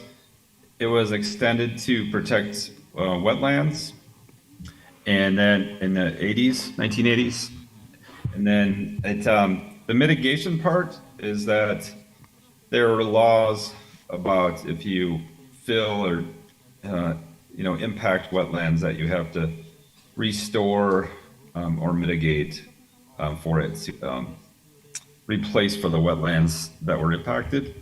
And so it's a protective law. So generally, good thing. There have been some problems with the mitigations not being as good as, the natural ones that were impacted in the first place. And so and the other factor is, like in Minnesota, we have our own state wetland laws that are actually stronger than the national law, and it requires restoring like twice as many acres that are impacted. And so that's how a lot of the wetlands get restored in the US and especially in Minnesota. Does that explain it better? I know I kind of went over that quickly. It's kind of a lot of Thank you.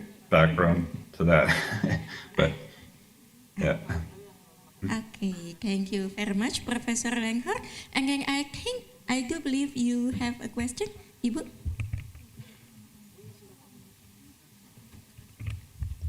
Okay, thank you, Ms. Moderator. My question is addressed to Professor Chris Lenghart.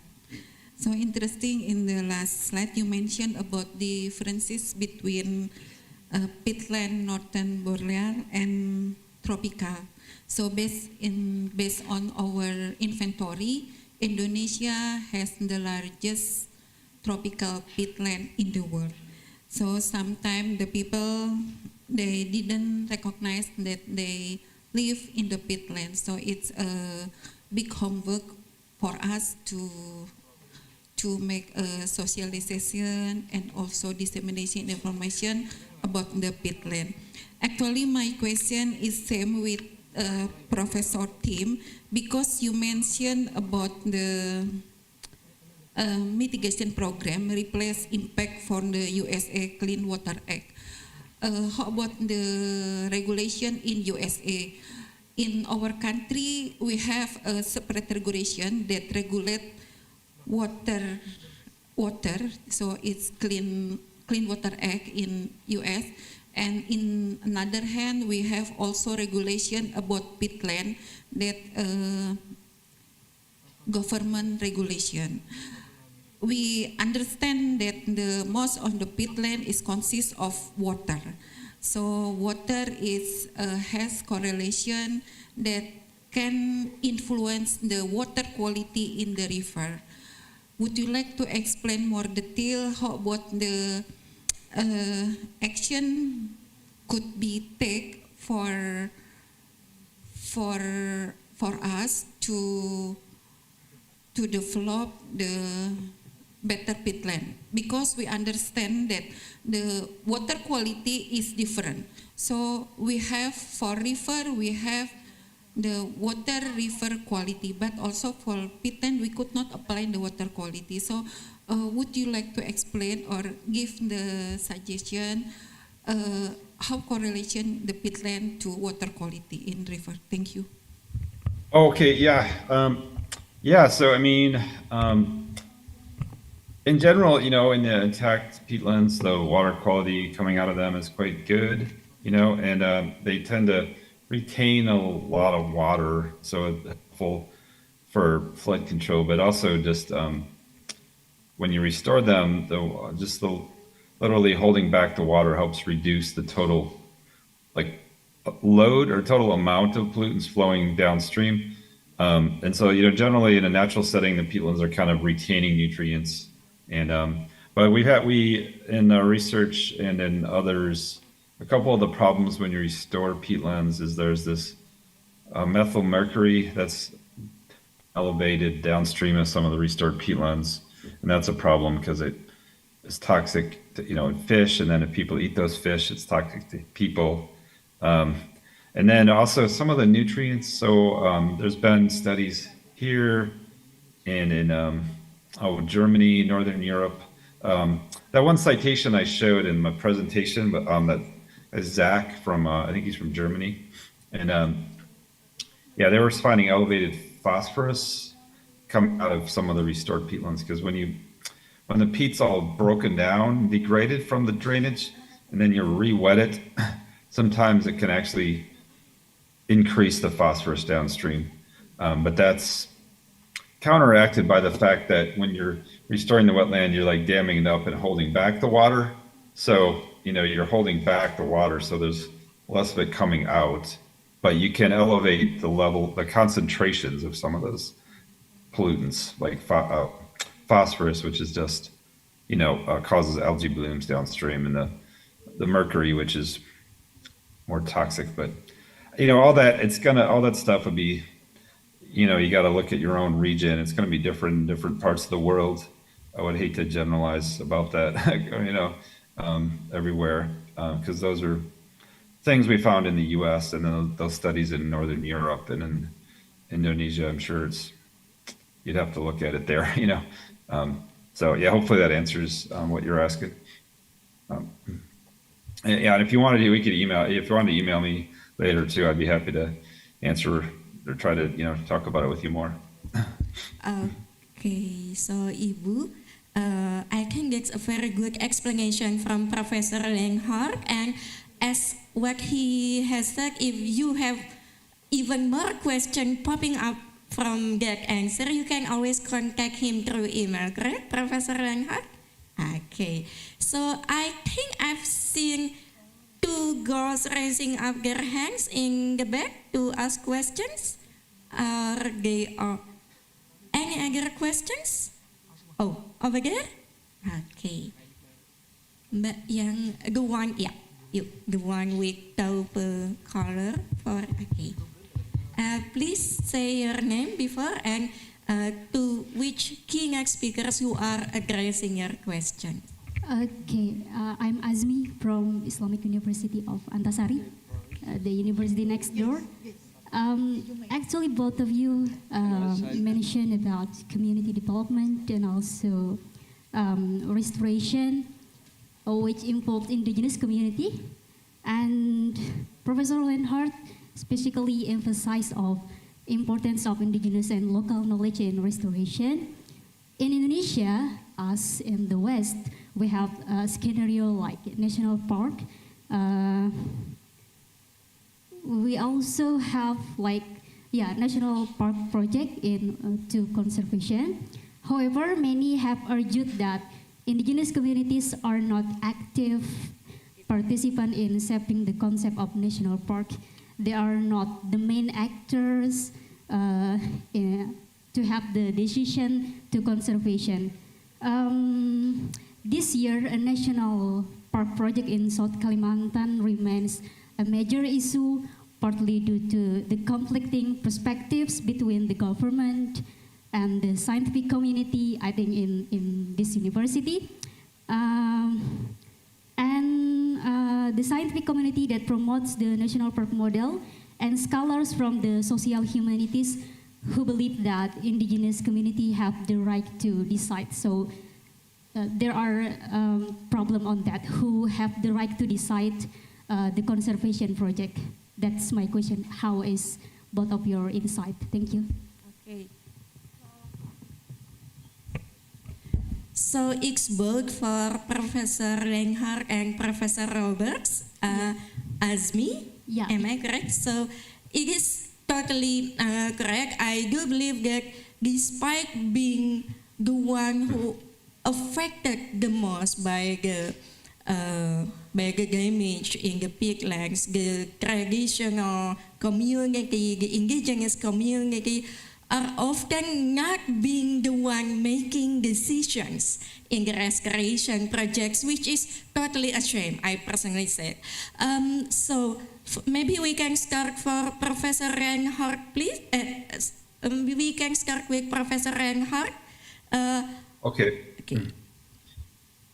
Oh, well, yeah, I mean, so, yeah, that's definitely been a problem of not, yeah, working with the local groups, tribes in the U.S. that called, tribes often. I think we've been trying to, so with nature conservancy projects, we've been working with the tribes to, engage them early before doing the project, so they're not done, and then just sort of asking for feedback after the fact. And I think the snow chain group that I've been working with, they're from Finland, and they really try to do that, and they include, even local groups that are not like officially recognized as indigenous or tribes, but who have lived in the area a long time and have kind of sustainable, like practices or lifestyles like fishing or hunting and those kind of things in the area. And they've been trying to work with those groups to identify the types of projects that they would want to do and sort of co-develop the projects. And so they might look a little different than if it was like a government-led project. Like, for example, there might be more emphasis on like providing hunting habitat or like boardwalks for access for schools and things like that.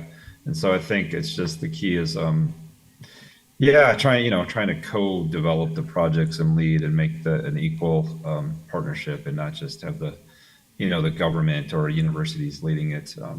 So yeah, that's probably enough to say about that, and you can turn it over to the other speaker. Okay, because I do believe that instead of just, I know that scientific and technology development has been really helpful for restoration project, but I really think that traditional ecological knowledge about peatland should also be acknowledged and also being a source for information also. And I believe Professor Roberts also have something to say about this issue. Yes, I think that it is, there's a message there, I think. It is slightly different in Australia, I think, because we, for a long time, have created the national parks, and at the outset, we are here in 2025. We all must understand that it is in Kalimantan not possible to maintain the same number of orangutan. And so if you have a national park, you will have at least some animals in natural habitat. In Australia, we have to put a fence around our national park if we want the small marsupials, because we have to keep out the cats and the dogs and the foxes. So that's the physicality. In terms of interaction with the indigenous community of the region,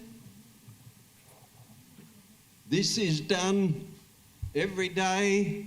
There are representatives on the committees and on the movements to establish new parks, but it is not an easy thing because there are many competitive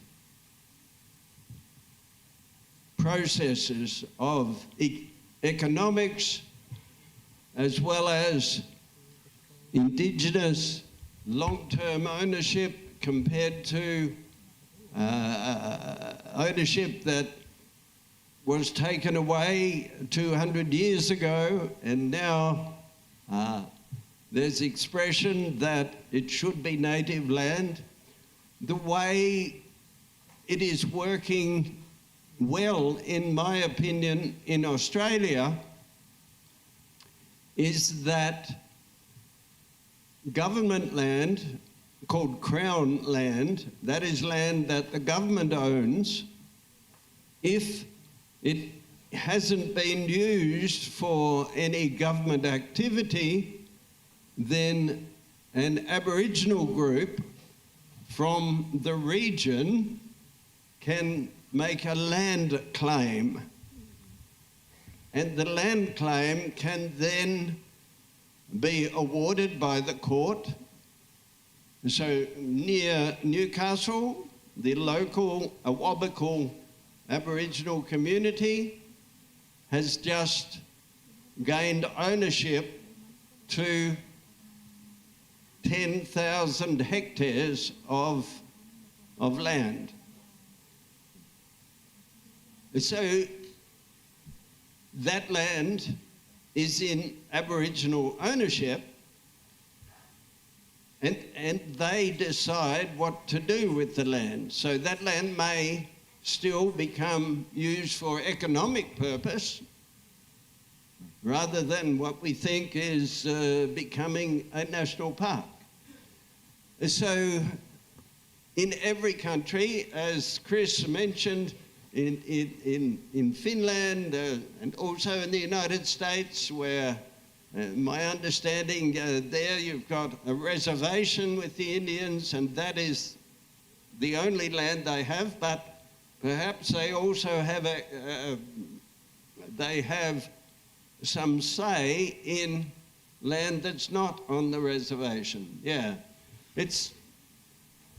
it is the question of us all living together. And I understand, totally separate from all of that, I understand if somebody in the audience asks a question, they win a prize. So more questions, please. Okay, thank you so much for your answers. And since we already have some questions from people attending offline, I think we also have questions from people who are attending this workshop virtually. So maybe any questions from Zoom? From the Zoom? Yep. Can I see, is there any questions popping up? Maybe in the chat box, or just people raising their hands?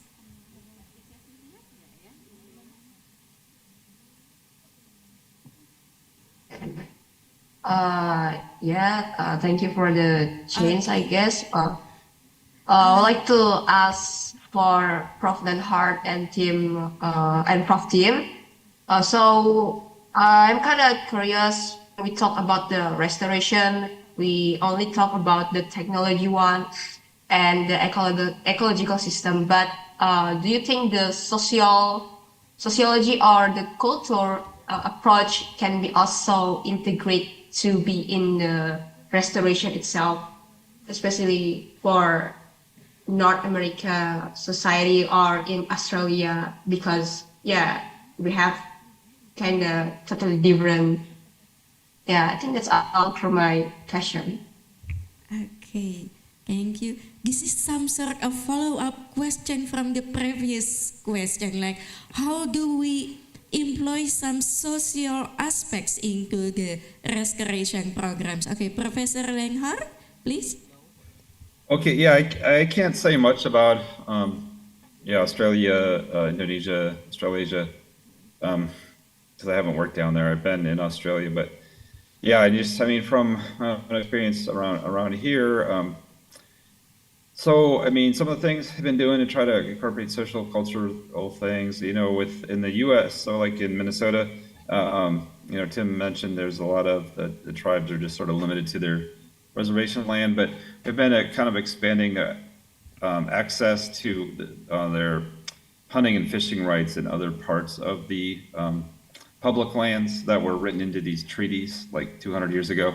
And so sort of going back and sort of reinforcing these treaty rights and And so sometimes that can include like restoration work, like wild rice in the U.S. Yeah, so I mean, that's I think some examples of that going on here. And I guess I'll go back to the Finland one again, because I feel like this is a good example. When we were way up north, the North Arctic Circle there, they have this, both a Finnish groups and then the Sami that raise like a reindeer, and the peatlands are actually important nesting areas, where the caribou or these reindeer have their young in the peatlands, so they can sort of be protected from predators and things. And so there's people that are raising the reindeer for their livelihoods, and then so there's a direct connection between having the peatlands and their sort of culture and livelihoods. But those aren't, yeah. So maybe Tim can give an example from your region. Yeah, so I think it is vital to have society on board. So it's vital for any of these projects to have strong links into the community and into the social structure at all levels. So you want to have at the federal government level, the state government level, the local government level, you want to have a way of communicating and a way of asking. The best projects work by having workshops, by having open conversation between those knowledge holders in the village, those knowledge holders in the local area who have been looking at change for many years, but have enough big picture.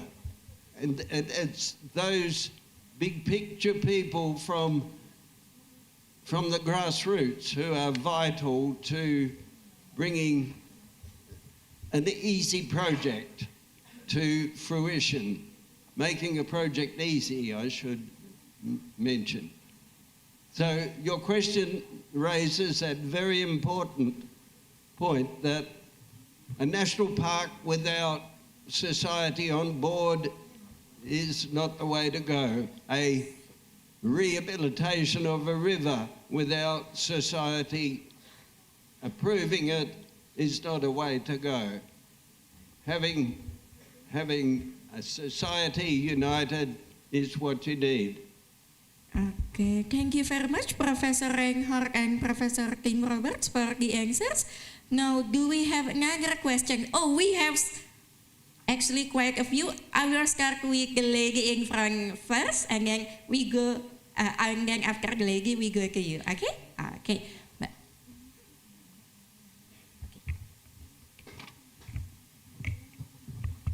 Thank you very much. So I am Nilna. I hope Chris can hear me clearly. Hi, Chris. Oh, hi. How are you? Hi, how are you? I'm fine. Thank you. So I was there last year. So it was so nice over there. So I have two questions. The first one is for Dr. Tim Roberts, and the second one is for Dr. Chris Lenhart. The first one is, we won't have orang utan and bekantan forever. Maybe you can share how us as a community can avoid animal extinction, so we can have orang utan and bekantan forever. And then the second one is for Chris. So I'm lucky to see the sex zone that what have you been explaining. I'm lucky to be there in person. And I intend to do research similar to that, but adapted to tropical characteristic. So if I want to apply what has been successful in Minnesota peatland, I want to apply it here in tropical peatland, especially in Kalimantan. Can you explain more what things I need to be aware of so my upcoming study will be run well. Thank you, Chris, and thank you for sharing our photograph. Thank you. Okay, thank you very much, Ibu Nina. Okay, so first to Professor Roberts, the $1 million question: how do we keep orang utan forever? We educate our children. We make sure that the very young understand the importance of the orangutan and the bakantan and every other native species, and then they will educate their parents, and then the solutions will come. The orangutan needs, the male orangutan needs to be able to move. So we need to have transit path for the male orangutan. The bakantan needs mangrove, and it needs mangrove connected so that genetic diversity can be maintained. Both of those things are possible if the children in the village understand, because the children in the village will assist the community committee in the village making the right decisions. I think that's all I can say. Okay, so the key factor is to make people understand how important they are. And yep, not just like the adults, not just the government, even the children understand. First the children. First the children. Yep, because the children is our future. No, because the children teach the parents. They take the parents with If them. the children understand, then the parents will understand, then the bosses will understand, then the big companies will understand. It's almost like a domino effect, like a snowball effect, I guess. Okay, very good. Okay, so now we go on to Professor Reinhardt for the question. So if we want to apply what's been the good practice in Minnesota, can we apply it in Indonesia also, considering we do have peatlands too, but with a quite different characteristic? Professor Reinhardt. All right, yeah, and no, you're talking about the restoration itself, not the studies of it, but having a successful restoration project. I think that's what you're asking. Yeah, I think so. Is that the questions? Yeah. Yeah, I mean, they are different environments, but I think, one of the things we learned is, that you can block up the ditches and raise the water levels. And, and when people are talking about wetland and peatland restoration, they always say, the hydrology is sort of the first thing. But, but that's not enough. And, we've seen some of the problems are created by just blocking the ditch and kind of not doing much else with the plant communities, trying to get plants growing back in those impounded ditches, and even trying to restore some of the actual flow paths. So actually, filling in those ditches when you can, or restoring a path of the water flowing through that's sort of more natural or meandering.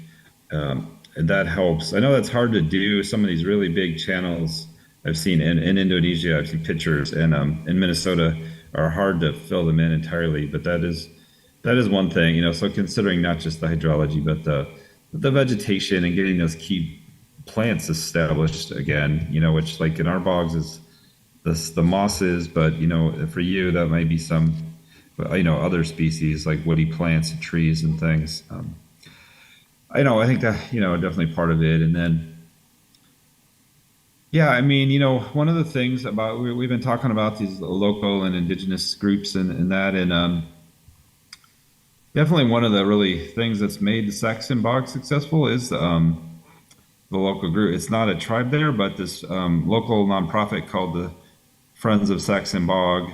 They've, done all these outreach and education programs, working, providing resources and, educational materials and field trips to local school kids in the area. They've bought a bunch of land. They're doing management, and so I got the local group, that's nearest by there to be invested in it and make sure it's successful. And and like as we've been saying, if you don't have the sort of buy-in from the local society, it's not going to be successful. Now, I mean, they were there before all that restoration was done. They just sort of took it on and then ended up actually buying a lot of the restored peatland from the private company that restored it. So that was really key to the success of, for the kind of people's use and enjoyment of it. So, I think it's kind of all those things. And I don't know, you probably go on on a lot, but I'm not sure how much of it is generalizable from Minnesota to Indonesia, but I think at least some of those things are, like I was saying. Okay. Yeah, that's probably enough there. Thank you so much, Professor Reinhardt. And I have promised the person on my right side, on the middle row, the one in glasses, to ask questions. Yeah. Okay. We have more questions. Oh, I like questions. Sebelah situ? Okay. Okay, first of all, let me introduce myself. My name Ricky Ronaldo. I'm a student of University Lambung Mangkurat. Actually, there is two questions I would like to ask for Professor Reinhardt and Professor Tim Robert. The question I would like to ask for Professor Reinhardt is, why is it more important to restore peatland than to drain for more lands that we are know the people are growing? Is it a not good land to build a household? And what would it affect the people that already live there? And also the last is, what kind of land that fits for restoration? That's all for the Professor Reinhardt, my question. And my next question is for Professor Tim Robert. The question is, what kind of land will be efficient to plant a mangrove tree to help keeping the biodiversity of the region? Maybe there is some classification of the land to plant a mangrove tree. Okay, thank you for your attention. Okay, thank you, Mas Ricky. What's it the name? Ricky. Ricky, okay. And then Professor Reinhardt, did you catch his questions? There are two questions. Okay, Professor Reinhardt, please.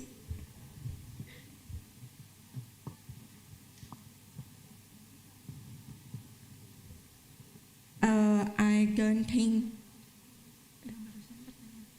Sorry, I was on mute. I was on mute. I was like, okay, Ricky says something. Sorry about, this question about balancing the sort of ecological benefits versus human income from farming or growing crops. That's a tough one. I think in our case in Saxon Bog in this area of northern Minnesota, the ditching, it really wasn't very successful. The farming was never very productive. And in that case, it was kind of a no-brainer. It was very easy that it was low value land. So it was kind of an easy decision. And, and I guess the other thing I'd add about that is, some of those slides I showed early on in the slideshow of those drained peatlands that were drained in Ohio 150 years ago. And then they lost all the organic material, feet of it. Then, the land wasn't as productive. And so, even if you're gonna try to keep growing some crops on it, you need to sort of maintain some of the the wetness in there, just so that all the organic matter isn't lost. And that's, so some of these areas that won't be restored to natural areas, but there are like this, what they call it poluticulture, like growing, crops in these wet peats. And there's been a lot of people looking at ways, I guess, to do that or balance, preserving the peat with the crop production. And I mean, I don't know, and that's just, a decision you guys, the local groups have to make about how they want to, what the values are. And, I think, here in Minnesota and in like a lot of Canada, I think the benefits were more, there was more ecological benefit. There weren't very good farmland. There was much better places to be growing crops and trying to, save the areas of prime farmland to grow crops on, but the peatlands were not that. They were bad, and it's harder to sustain agriculture on peats. It's easy to break it down. It's once you drain it, it starts breaking down really quickly, especially in Indonesia. I understand it, warmer weather, it breaks down very quickly. And sorry, going on, and I'm not sure if I answered all your questions. Was there, I think, hopefully I answered most of it there. Was there anything else? And I think the second question is about something about the type of land that is fixed for restoration. Yeah, like for restoration, do peatlands need to have like a special characteristic to be restored, or you can just... Oh, yeah. I mean, there's a lot of factors. I mean, can you do it without flooding neighbors that don't want to be flooded? Kind of the layout of it. How much of the peat has been lost? Are you trying to restore the ones first that still have a lot of intact peat? There's different trade-offs. Some of the ones that have been drained more might actually be emitting more carbon dioxide, so you might want to restore those. So you just kind of have to, depends what your priorities and goals are as to what would be the ideal restoration site, So it depends on the focus, on the priority, correct? Okay. So, yeah, right, yeah. Okay, and the next question, which sadly is the last question for this session, for Professor Tim Roberts from Ricky. Yeah. So the question was which mangroves should be restored. I just want to tell a little story. 55 years ago in Newcastle, one politician said, we need more dairy farms to grow cows to have milk.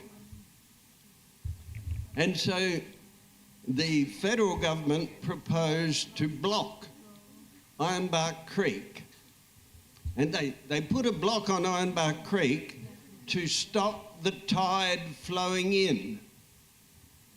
But the gate would let the water out. And so the whole of the wetlands became dry because this tidal river was stopped by the gates that stopped inflowing water. No dairy farmer set up on that land. The land became dry. All the trees that were salt tolerant died. New trees came in that were freshwater trees. Productivity on that land was zero. From 30 years later, in 2000, there were many, many studies on let's get rid of the gate, let's the tidal water flow. It took 25 years until 2020 before the gates were open. Because once there is a regulation, once there is a decision to drain the peatlands, once there's a decision by government to put in the gates to stop the tidal flow, very difficult to turn it around. The answer now is that we have wetlands now as a fish nursery. The wetlands are doing what they should do. The wetlands are now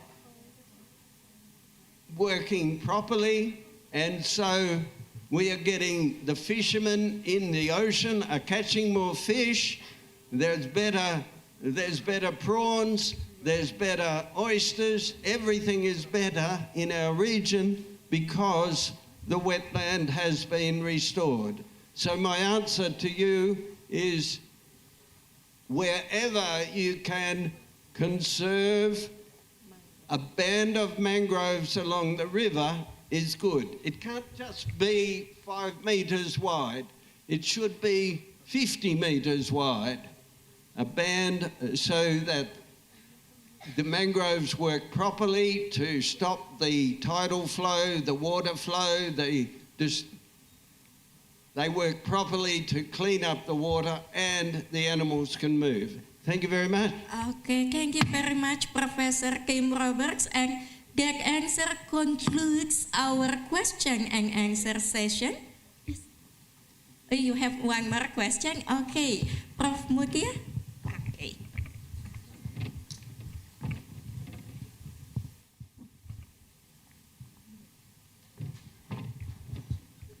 Prof. Mutia, okay.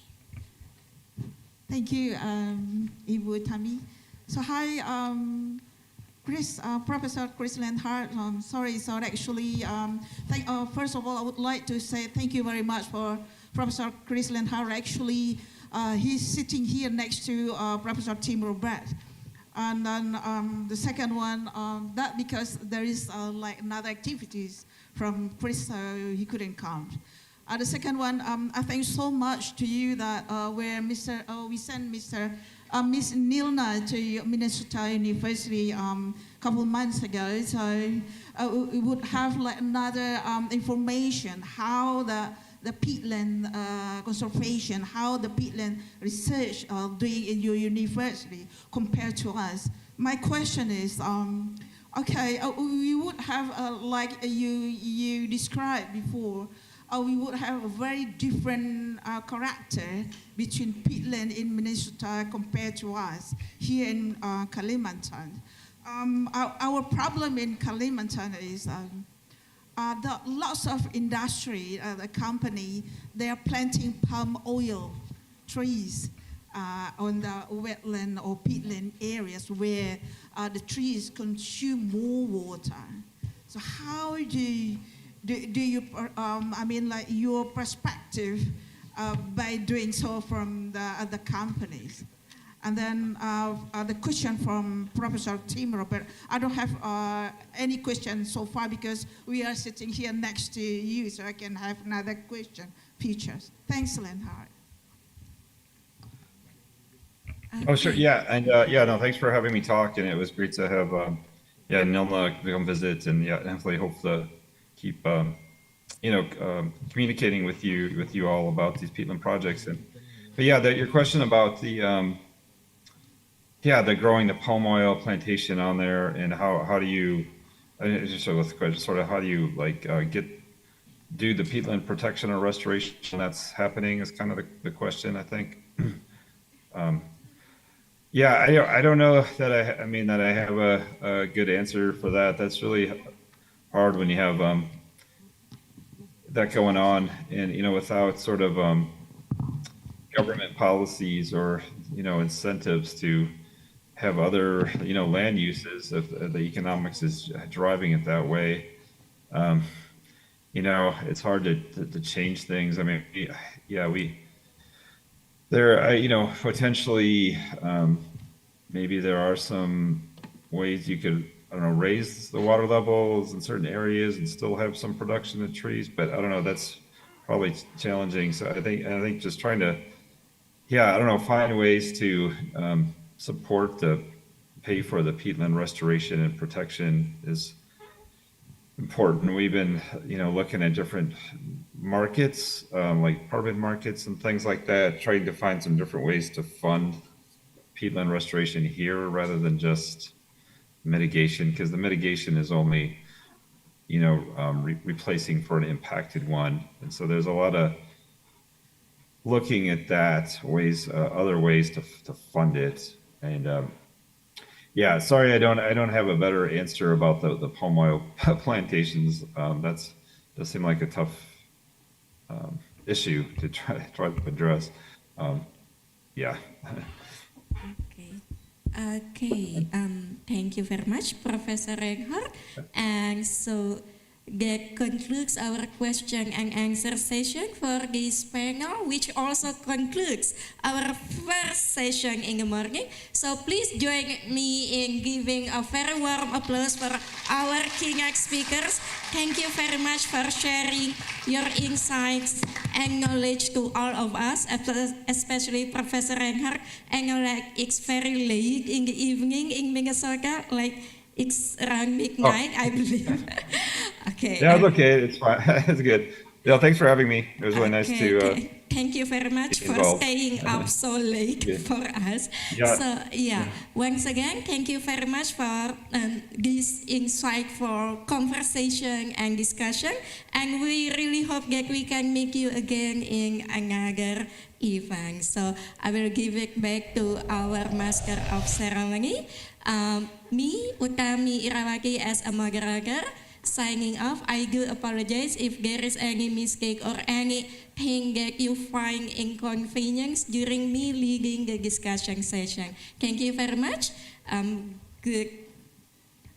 a good day and wassalamualaikum warahmatullahi wabarakatuh. Thank you. Thank you. This for you. Thank you so much.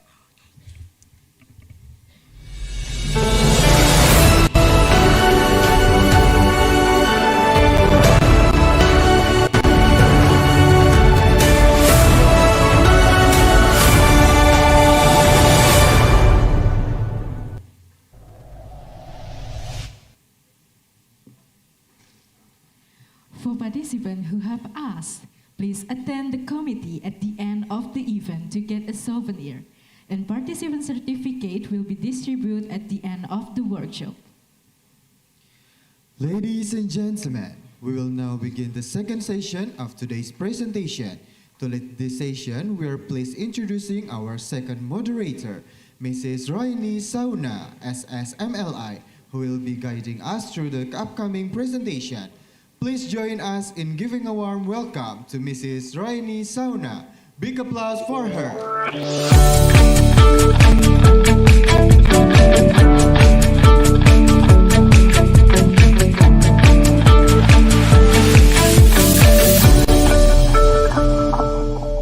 Raoni Shona, a dedicated lecturer from Lambung Mangkurat University, she holds an impressive academic background with both a bachelor's in English literature and master in linguistics from Brawijaya University. Her academic focus includes critical discourse analysis, and she is actively contributing to the university as the supervisor for the English Student Association.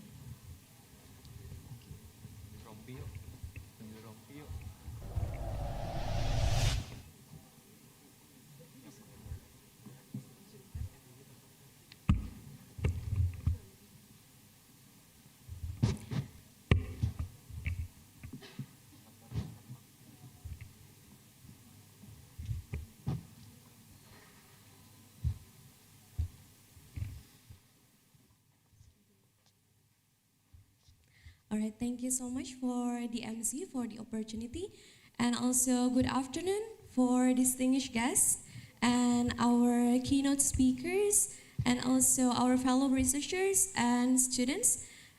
So I'm here, I am Raini Shauna, and I am the moderator for our second session for today. So we are going to continue our workshop session with the other two excellent keynote speakers. One is Professor Guozhou Ji, who will be joining us online today from Dalian University of China, and also Dr. Didik Triwibowo, who will also joining us for the second session. So before we start, let me introduce you to our first keynote speakers.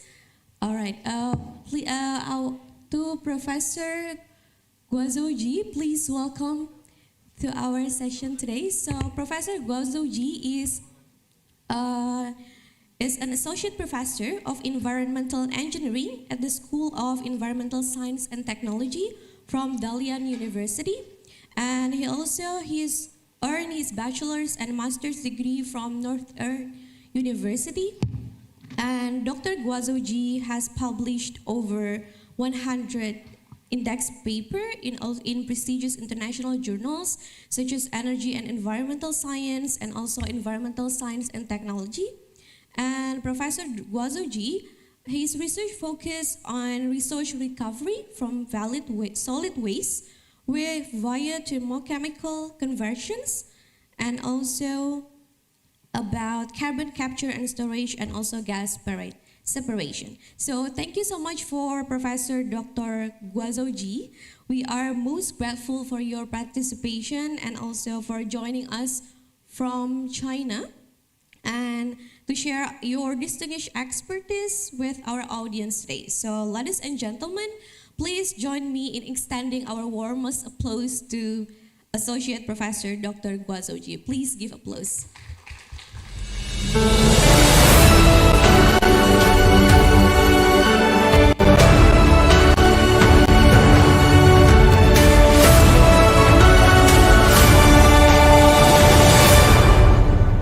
All right. To Associate Professor Dr. Guazouji, the time is yours. Okay, thank you for the introduction. I think I need to share my screen first. Is my audio and video okay? Yes, we can see your screen. Okay. Okay, good afternoon, everybody. I am Guazouji from Dalian University of Technology. This is my university. Thank you for the introduction for me. And I also want to thank for Professor Mutia for inviting me. I'm very honored to have this presentation in this amazing conference. The title of my presentation today is Decomposition Kinetics and Product Distribution of Very Fast Pyrolysis of Algal Biomass. Here are some background about this study. The world industry is heavily relying on fossil fuels like coal, oil, and gas. This leads to many problems like energy shortage and like global warming. Utilizing biomass is a feasible alternative to traditional fossil fuels. In addition, the carbon in biomass are all from the atmosphere CO2. So using biomass as a fuel is carbon neutral or carbon negative. If we get some solid carbon product, so it's carbon negative. It can be carbon negative. So in this study, we select marine algae as a feedstock. The first reason is that algae is very efficient in capturing CO2 during its growth from the atmosphere. And secondly, it grows very fast. Thirdly, it doesn't require any agriculture resources, so there's no threat to the food security. And finally, it can be converted to clean energy. So we will investigate the marine algae pyrolysis in this study. Pyrolysis is a type of thermal conversion. We generally perform pyrolysis in thermal reactors. In designing thermal reactors, predicting the performance is very necessary. Firstly, the thermal reactors are very sensitive to temperature and reactant concentration. Also include product concentration. So we'd better to know the temperature and concentration information. In industry, we generally use large-scale reactors to produce biofuels from the biomass. In these large reactors, heat and mass transfer efficiency heat transfer effect is very significant. And there are always temperature distribution and concentration distribution in the reactors. So we should know the heat and mass transfer information first. The heat and mass transfer process could be modeled by CFD simulation. Here are the CFD simulation governing equations, including continuity equation, Navier-Stokes equation, and energy conservation equation. With these equations, we can accurately model the heat and mass transfer in the reactors. But the key point is there are chemical reactions in the reactor. We have to account for the chemical reactions as the soft term in the governing equations. So how fast the reactions proceed can affect the conservation laws. For example, when the volatiles are evolved from the solid, there will be more gases, and it breaks the mass balance of gas phase. So we need to be very careful in modeling the reaction kinetics. In other words, it's the soft terms in the governing equations. So how do we get the reaction kinetics? Traditionally, we use commercial TGA, thermogravimetric analyzer, to measure the reaction rates and develop the kinetic model. However, the issue is TGA is very slow in heating. The biomass in TGA could be heated up with a heating rate of 1 to 2 Kelvin per second. In industry, we generally use fluidized reactors, or sometimes we use a rotary kiln. There are solid heat carriers. The biomass can contact the heat carriers directly. So the biomass could be heated up with a rate of several hundred Kelvin or several thousand Kelvin per second. So TGA and the real reactor has contrasting thermal history. The question is whether TGA-derived kinetics is able to describe the fast pyrolysis process. To answer this question, we designed and manufactured a fast heating thermal balance. This is designed based on a wire mesh reactor. A wire mesh reactor has little thermal inertia, so it heats up very quickly. And then we use electromagnetic induction technology to transfer electricity current from the primary coil to the secondary coil without any contact, So we can measure the mass change of the sample. So finally, we measure the mass change of the sample and derive the kinetics. Here is the entire setup of the experimental instruments, the experimental system. The fast heating thermal balance is isolated with airtight section to ensure it is in an inert gas environment. And then we use a gas bottle, nitrogen gas bottle, to flush the container with nitrogen to have an oxygen-free condition. In the meantime, the temperature is monitored by the infrared thermometer, and the mass change is monitored by the balance, and is connected to the computer. Before the experiment, the marine algae property was measured by approximate analysis and ultimate analysis. By citing different voltage, we can get different electrical current through the wire mesh. Then we get different heating rate, different temperature. So after that, we can use the isoconversion method to get the kinetic parameters to describe the reaction rates in terms of Arrhenius equation. The kinetic parameters include pre-potential factor, activation energy, and the reaction model. Here is the TG and DTG results between the two cases, between TGA test and the wire mesh reactor test. There are some distinct differences. In the slow heating pyrolysis in TGA, we can see 3 DTG peaks. But in the wire mesh reactor, there are only 2 DTG peaks. So they are not similar. They don't have they have different number of peaks. And the second difference is the solid residue. So in slow heating in TGA, we can get around 40% solid residue after the pyrolysis. But in fast heating, we get around 20% residue.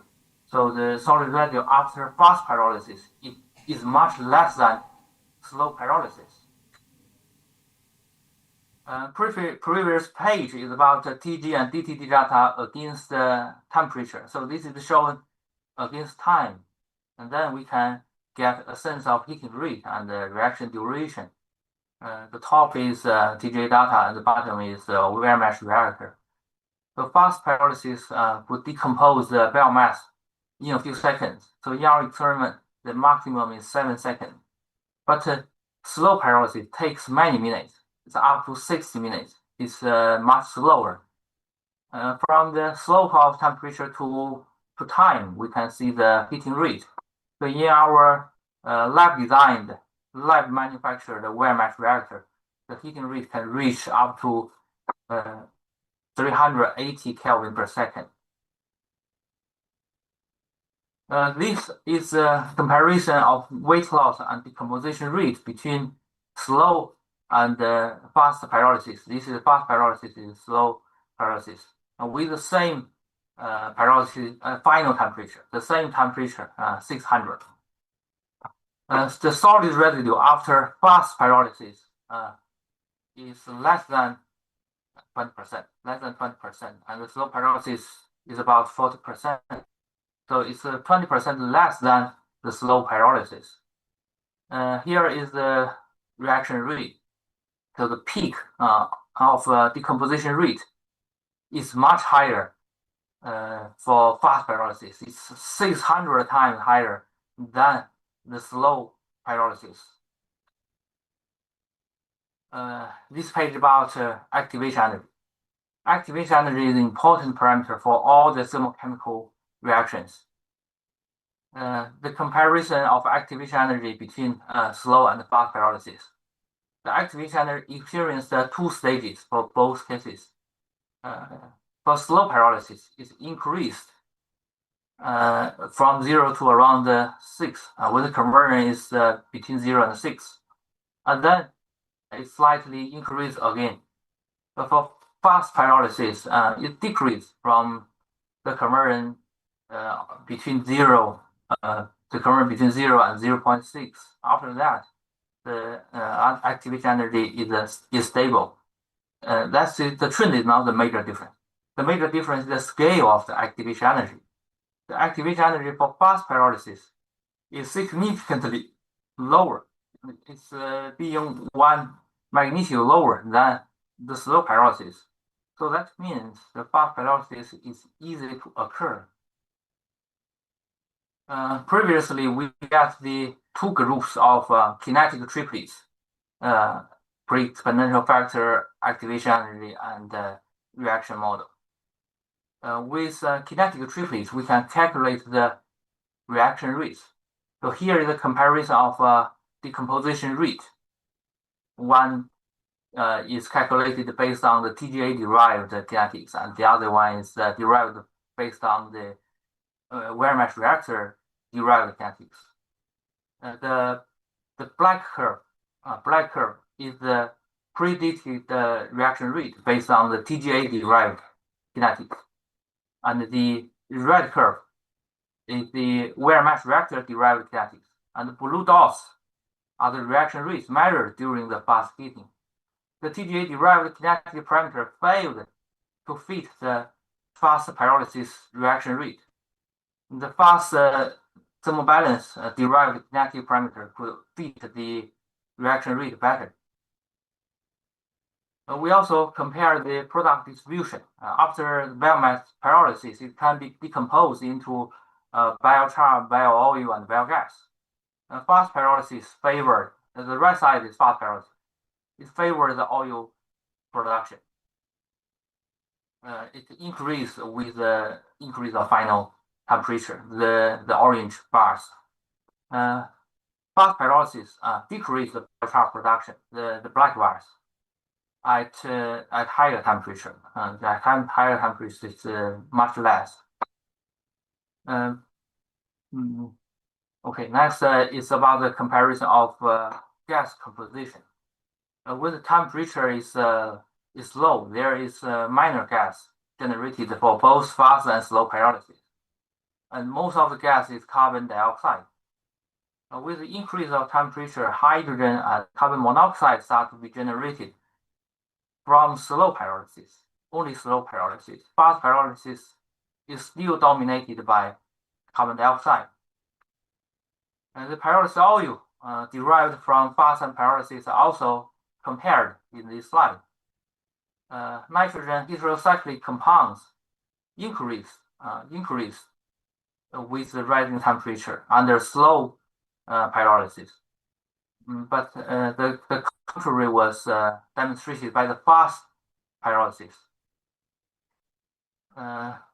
This suggests fast pyrolysis can dramatically decrease the incidence of the Maillard reaction.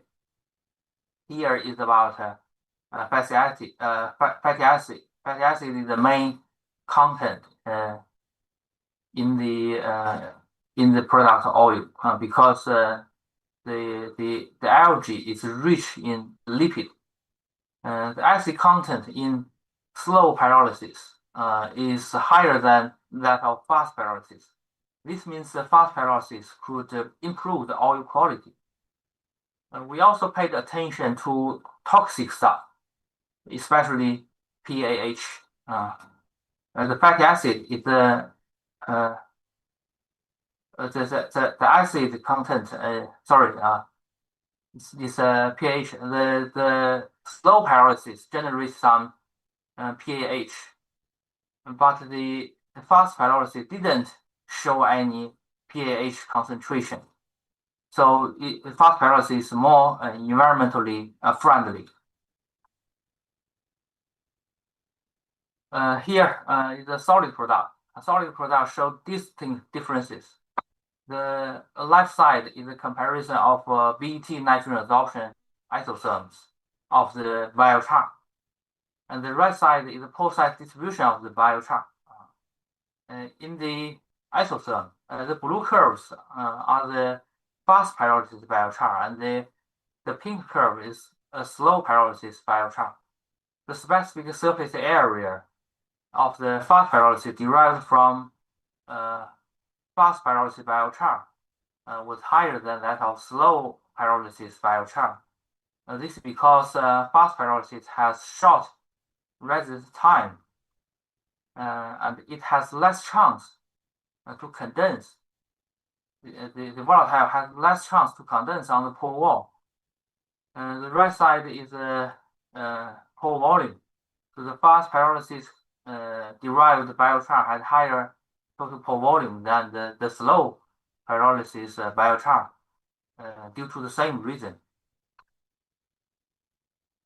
Here are the final conclusions from the study.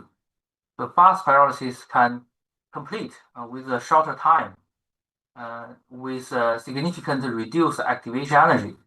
Using kinetic parameters from TGA in fast heating reactor is not a reliable approach.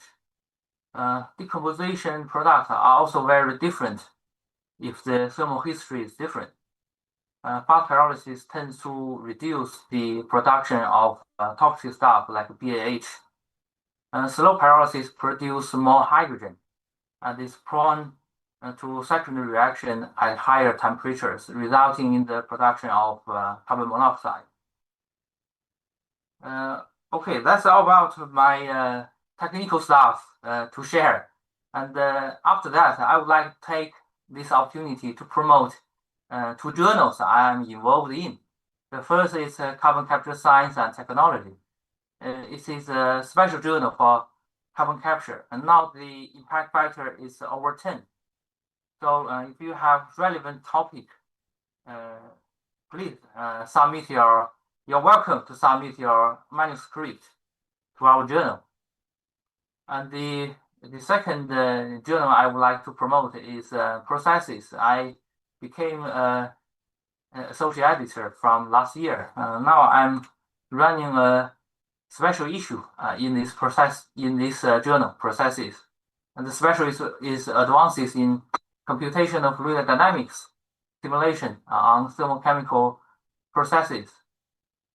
This is open access journal, so they always charge the article processing fee.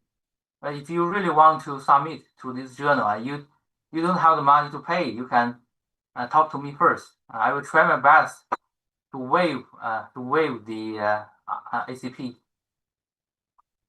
Finally, I want to introduce my university and try to attract some potential postgraduate students. Dalian University of Technology is located in the city Dalian in China. This is a city with a very nice location and weather. I think it's much cooler than South Kalimantan. And it's a city with most squares and parks. It's a very beautiful city. Here is the location of our university, of the city. It's a coastal city. So in this city, you can see the ocean anywhere. It has the longest coastline in all the Chinese cities. This is the main building of our university. This is the lake in our university. This is also the lake. It's just a different season. It's in winter. This is the library. This is the student center, and this is all the delicious food in our university canteen room. Here are some sightseeings of the university. It's the day of the university. It's the night of the university. This is the spring of DOT, and this is the summer. This is the autumn, and this is the winter. If you are, I think there are students in the outside of the conference. So if you are interested, you can apply CIC scholarship. With this CIC scholarship, you are free to pay the tuition fee, and you can get free accommodation from our university. The living allowance we pay to each student is 3,500 Chinese yuan per month. For PhD student, you get 4-year scholarship, and for master student, you get 3-year scholarship.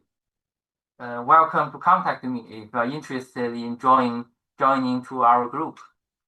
Here are my contact information. That is all my presentation.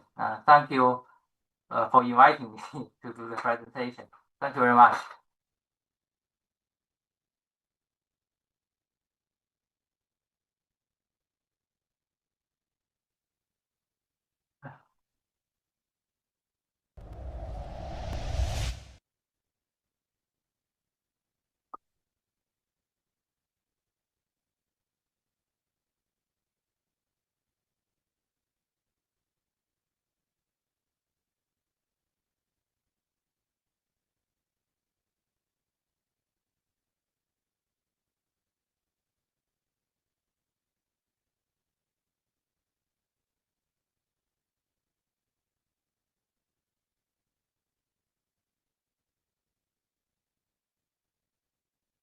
Here is from Indonesia's industrial and environmental management sector, and he will be joining us here on site, Dr. Didik Triwibowo.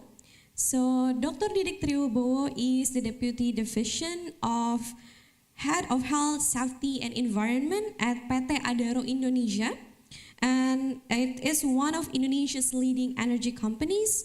And Dr. Didik also holds a bachelor's degree in geological engineering from Universitas Gadjah Mada, and also a master's degree in environmental management from the University of Queensland, Australia. And also he recently earned his doctorate degree in environmental science from Lambung Mangkurat University. So Dr. Didik is also a professional engineer and also Insinyur Profesional Madya, certified by Indonesian Engineers Association. And his expertise spans mine environmental management, watershed restoration, post-mining reclamation, and community development. And under his leadership, PT Adaro Indonesia has received the Proper Gold Award for 12 consecutive years, and also the Good Mining Practice Award from the Ministry of Energy and Mineral Resources. So please join me in warmly welcoming Dr. Didik Triwibowo. Please give applause for Dr. Didik.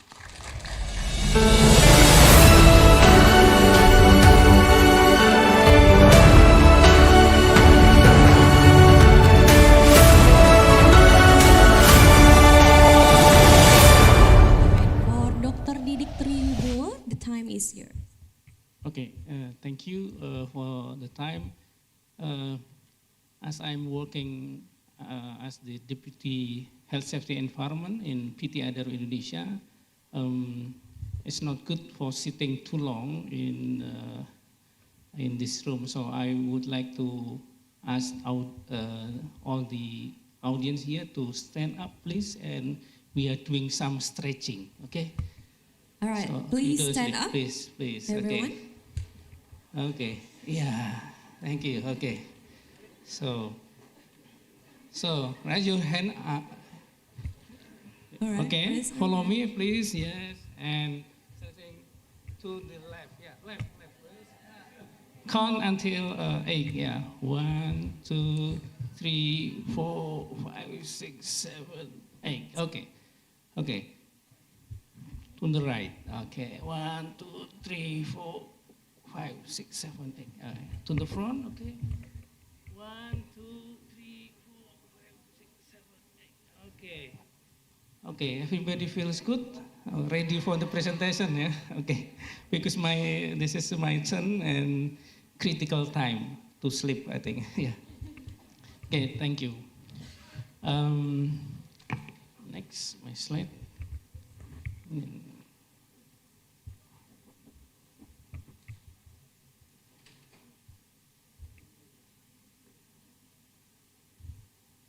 Okay, yes, as mentioned before, that my background is from the industry, from Adaro Indonesia, and I would like to present related the inland blue forest and circular solution. I will give the real example of a case study that we have done in our post-mining landscape called Paringin Pit Lake. Okay. Next. Okay.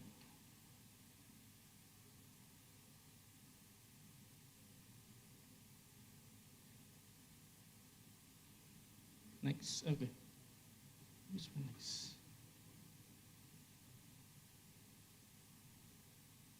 Okay. First of all, I would like to discuss the land cover change and mining concession to give the audience the context of this presentation and the concept of blue forest and circular solution versus the post-mining landscape. I think there is some similar concept that we have done in Adaro Indonesia, and we will go to the discussion on what we have done in Paringin post-mining landscape. Okay. This table shows the land cover in Indonesia 2023. The good thing is that 50% of the land in Indonesia still in forest, and the mining area actually only count 0.4 million hectares or 0.21% of the land use in Indonesia. And if we can see in this map that the green forest located mainly in Kalimantan, Sulawesi, and Papua.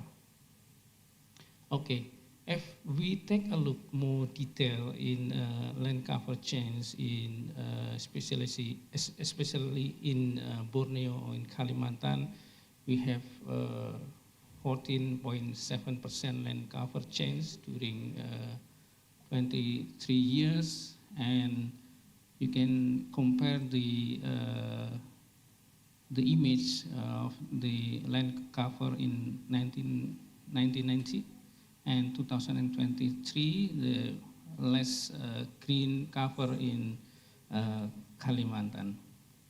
So where is the mining concession located? So if you look at the picture on the right, my right side,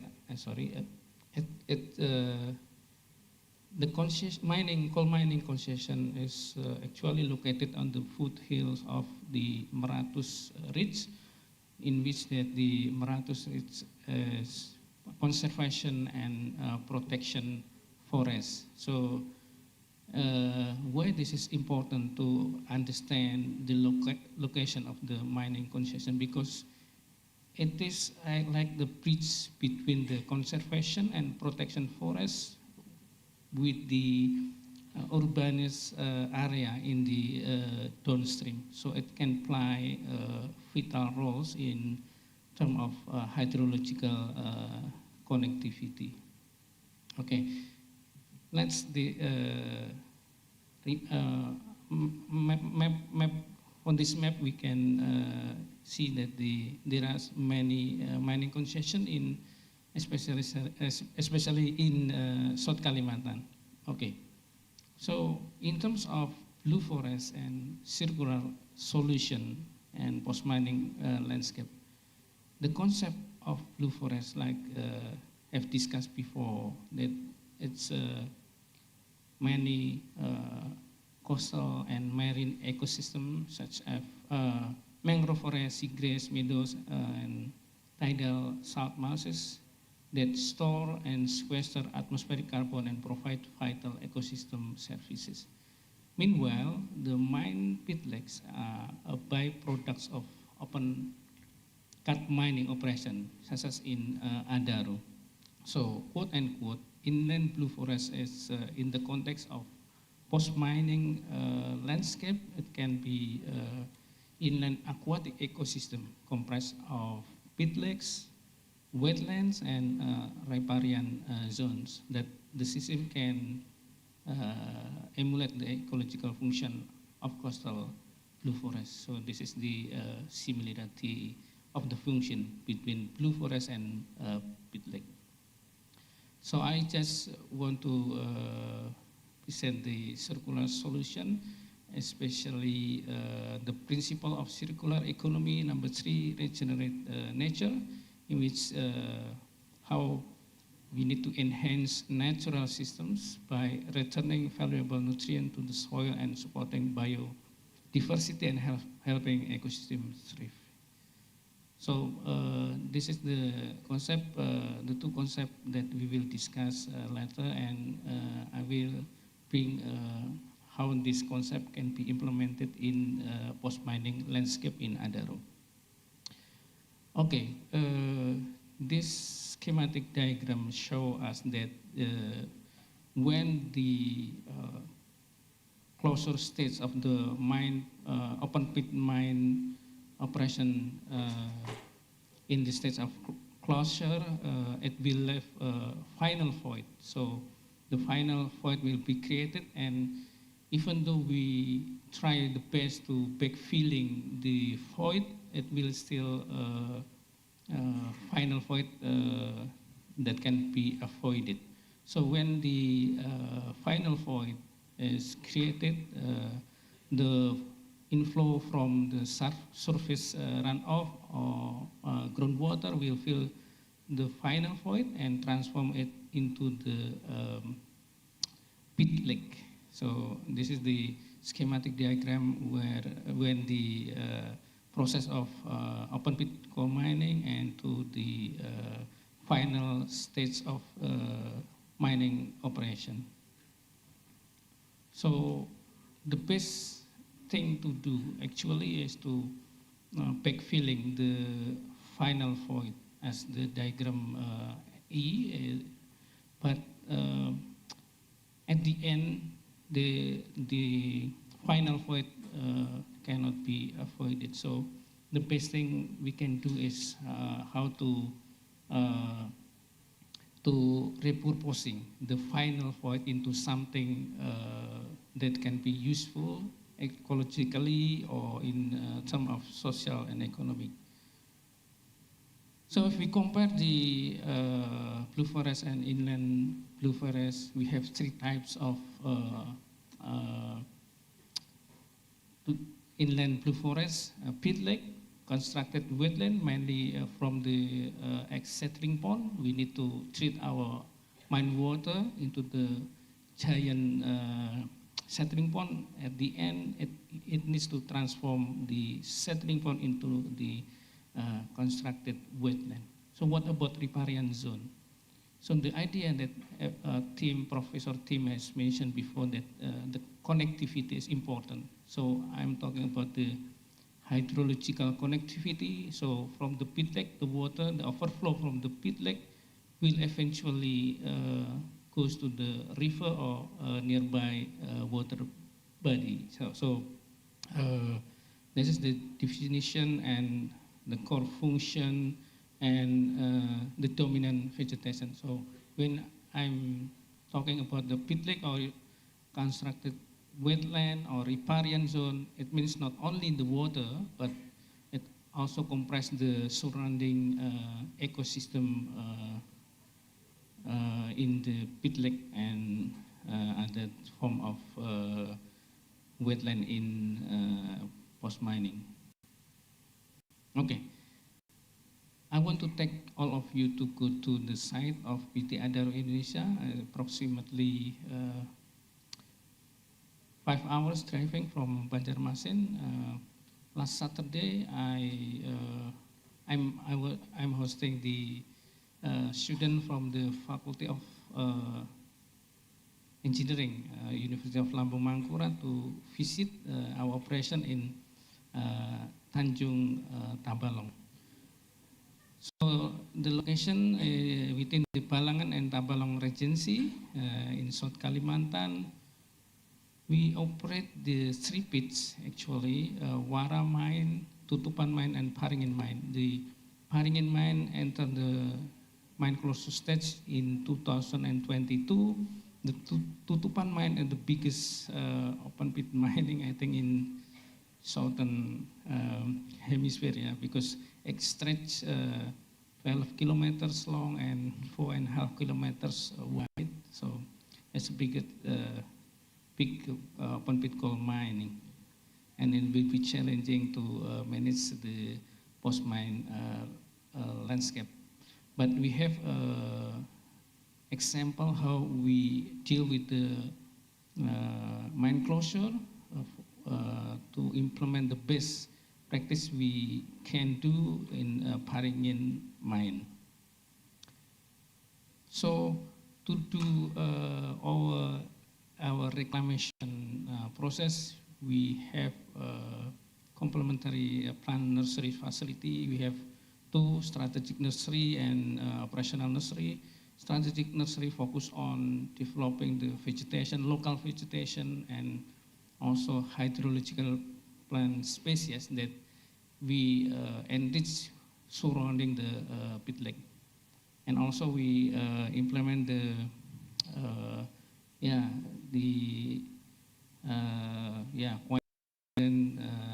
facility of plant nursery.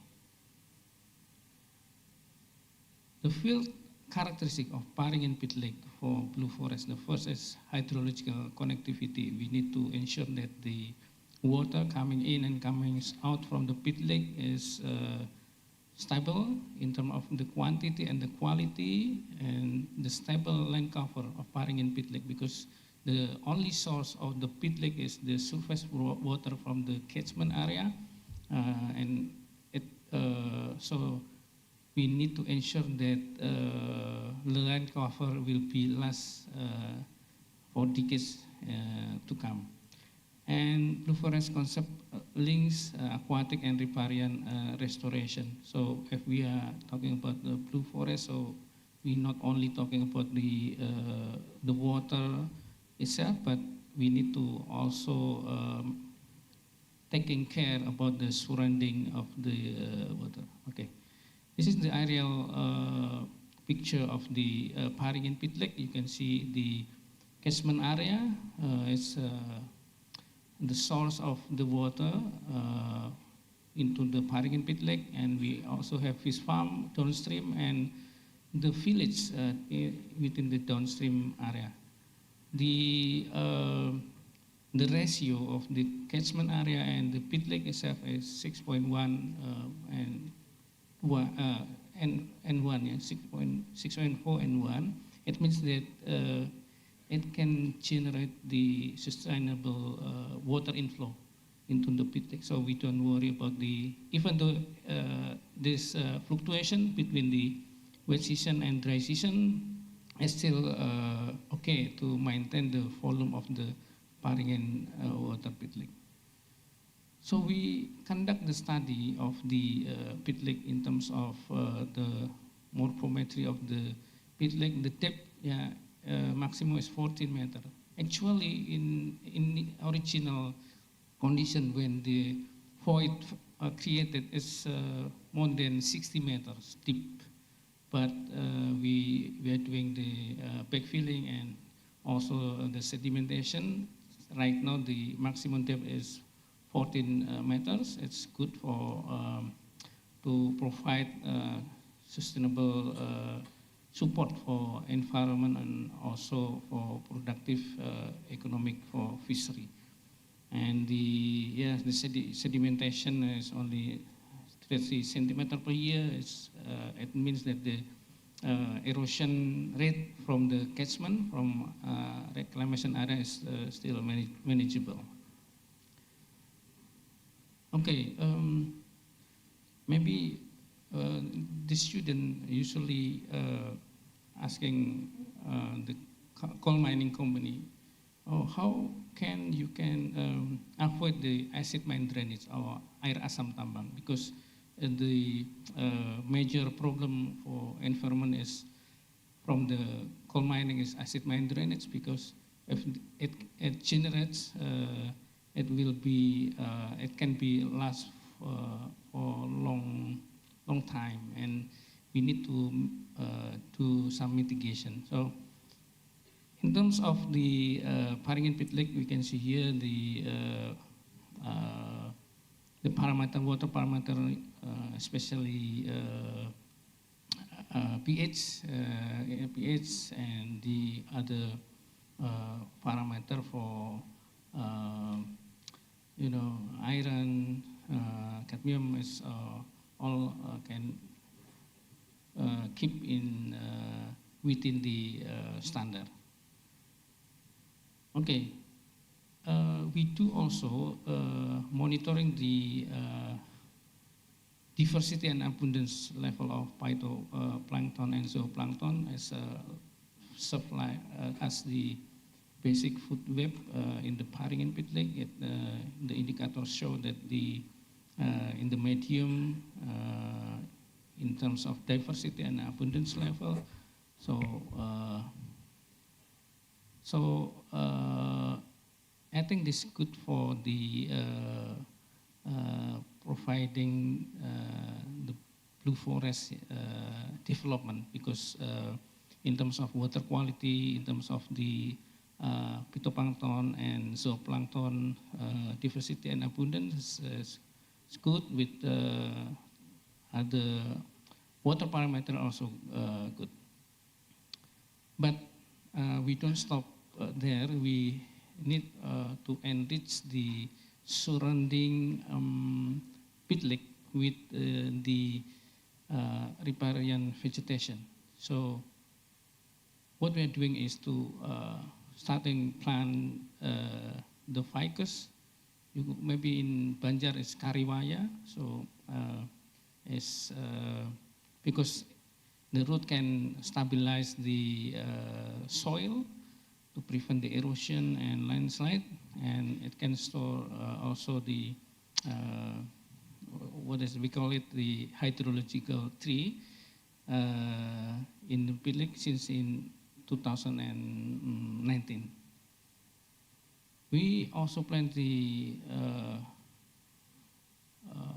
ficus, many types of ficus here in our settling pond, and we will dedicate this settling pond later as the wetland. So if we measure the potency for carbon storage here, the number of trees in Paringin Pitlik and the ex-settling pond, we can estimate the carbon dioxide stored and the potential within the 10 years. So why ficus? So because ficus is keystone species, their roots stabilize riparian zone of the Pitlik. Their leaf absorb carbon dioxide, and their fruits feed birds, bats, and primates. So that's why we are loving to plant the ficus surrounding the Pitlik and our wetland. So if you look at this picture, the post-mining landscape is not isolated landscape. It sits as the piece of more broader landscape in which within the downstream area is a village we call named as Balida village and Murung Ilung village. So if we do the best within our post-mining landscape, so it means the benefits will be enjoyed by the village downstream. So the two strategy here, link the post-mining landscape within downstream ecosystem and how to link ecosystem services with the livelihoods. So in the last 2 months, I'm going with the local group, Nature Love group in Paringin. So anybody from Balangan or Tanjung. So we are observing, identifying old ficus tree surrounding the Paringin city. So we found 4, the biggest trees, I think, and it's I think more than 50 years. So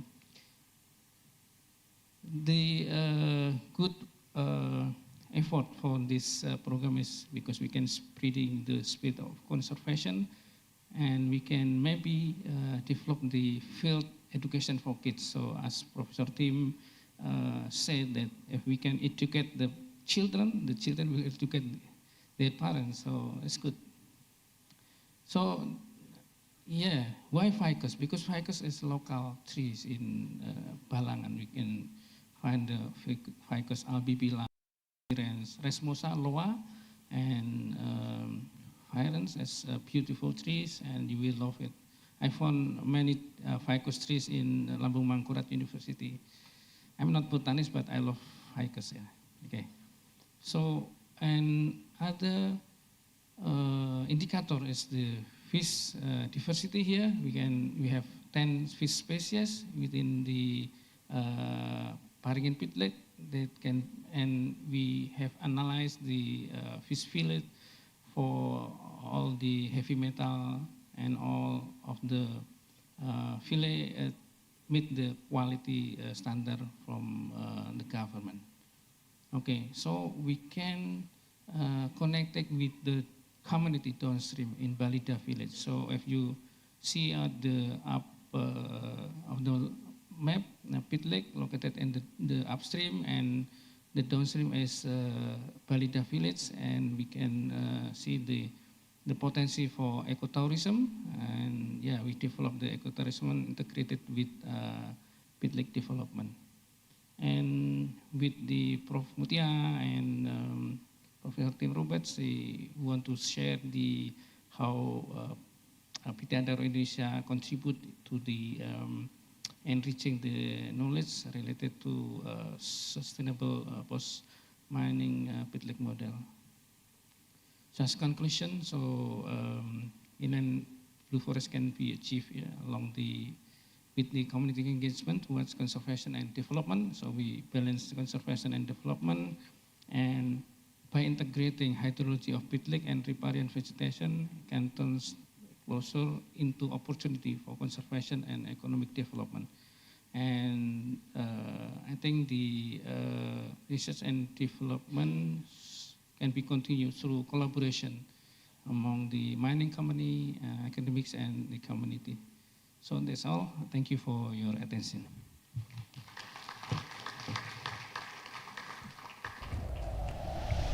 All right, thank you very much for Dr. Didik Triwibowo for the very insightful presentation about Paringin post-mining landscape. So since we have very limited time, so for the second session, we only open 2 until 3 questions, both from on-site and also from online. All right, please, ma'am.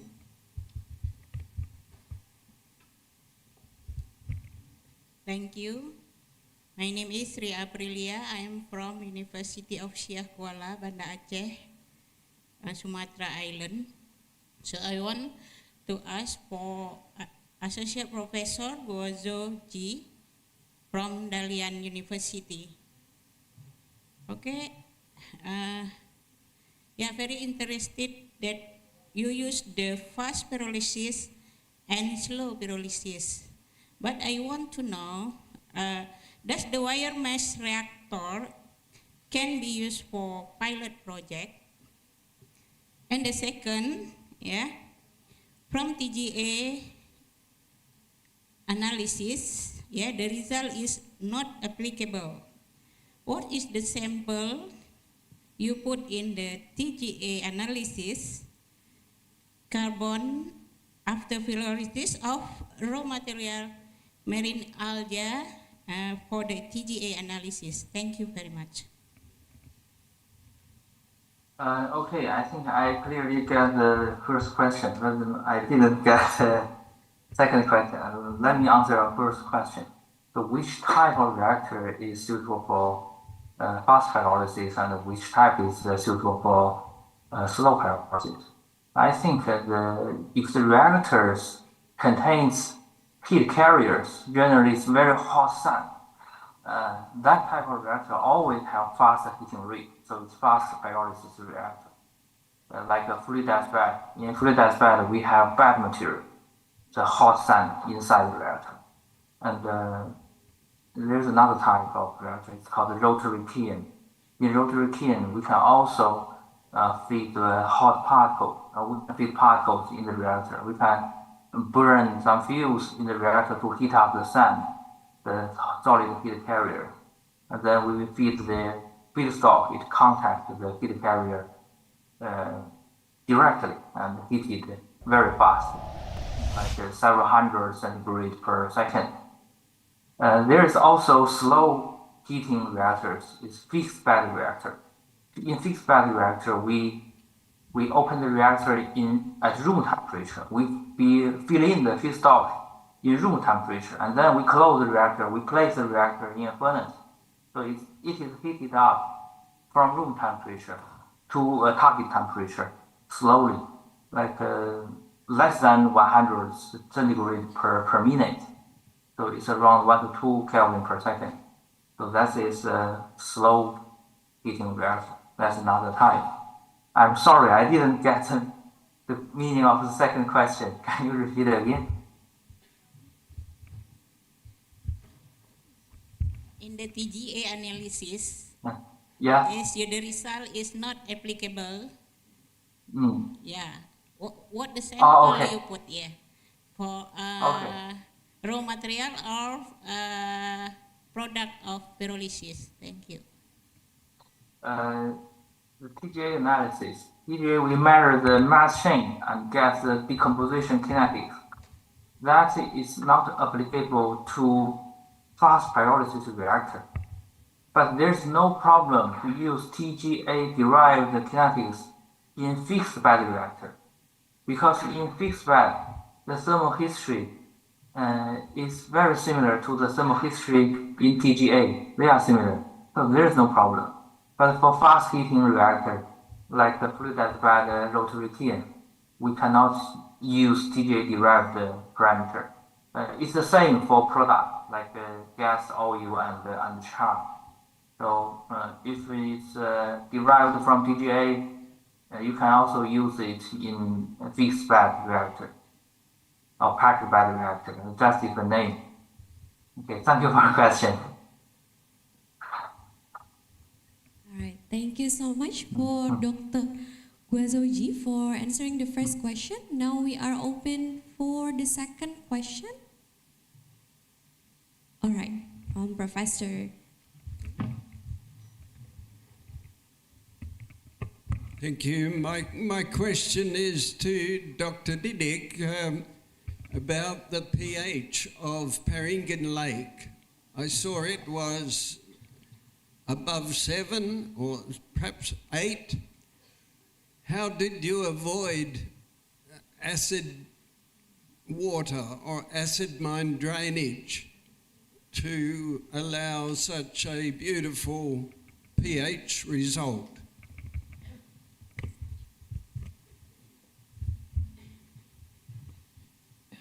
Thank you, Professor Tim, for the question. So, related the pH in Paringin Pit Lake, actually we don't do any treatment to achieve the natural pH, because it's already going through the reclamation stage. So before we are doing the reclamation, especially taking out the overburden into the reclamation area, we need to do some research on geochemical characteristic. So we identify which one material that can potentially acid forming and non-acid forming. And if there is potential acid forming material, we need to encapsulate that. So in the case of the Paringin Pit Lake, actually we don't add any active treatment. So it's just mainly from the surface water from the reclaimed area, in which in total is about 120 hectares, and the pit lake itself 20 hectares. So to avoid the general speaking is if we have more non-acid forming with the non-acid forming generation that available abundant, the result of the pH will be more than 7. But mainly the pH in the pit lake is 7, and is in the long term is around the 7. It's just a neutral pH. I think that's all. All right, thank you very much, Dr. Didik, for answering the second question from Professor Tim. Now is for the last question for today. All right, on that side.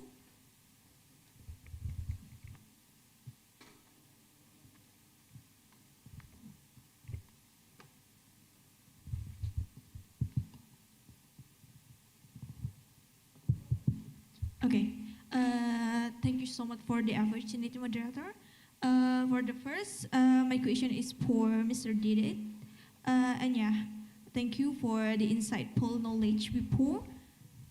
Okay, as we know, pit lake prone from mining activities such as those in the Sangatta coal mining area in East Kalimantan, and it can significantly influence water quality and surrounding ecosystem.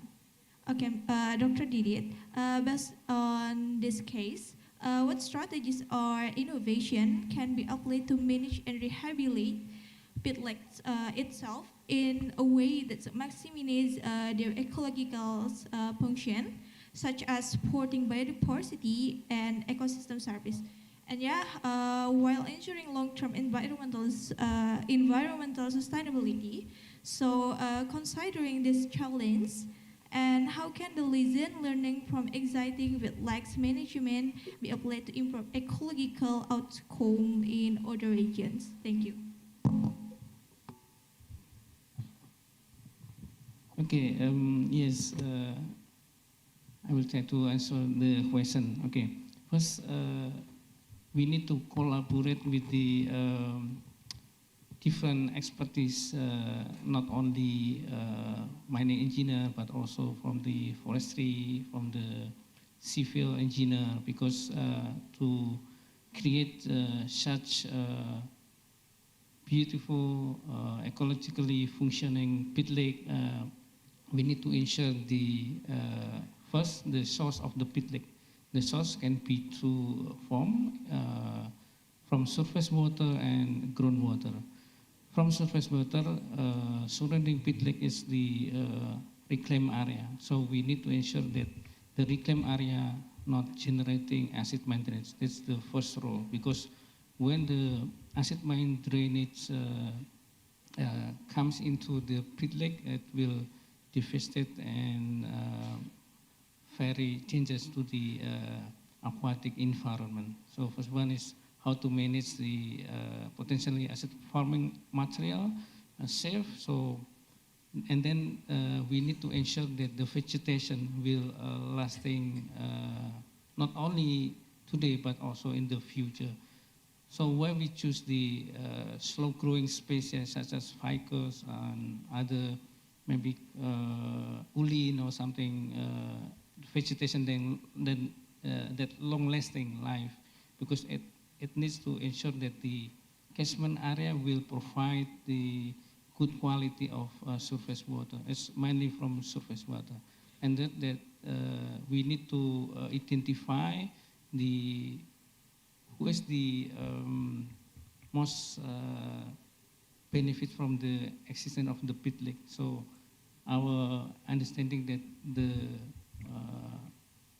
village near the pit lake is the that will become the operator for the ecotourism to develop into the fishery. So on the other hand, we conduct the social study to involve the local community. What is the interest of the locals? So they want to develop the ecotourism and fishery. So yeah, we prepare the pit lake and the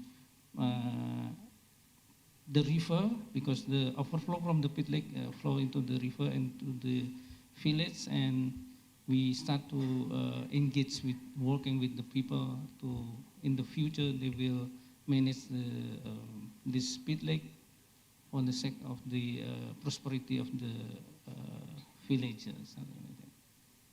Okay, thank you. All right, thank you very much, Dr. Didik, for answering the last question. Please give applause.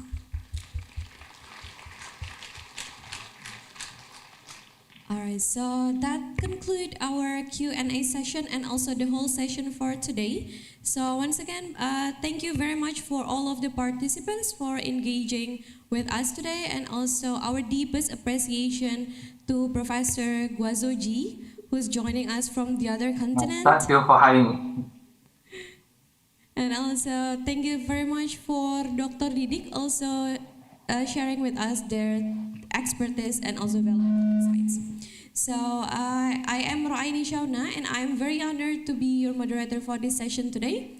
I hope our session today will be valuable and also insightful for your next journey in this research. So thank you very much and have a wonderful day ahead.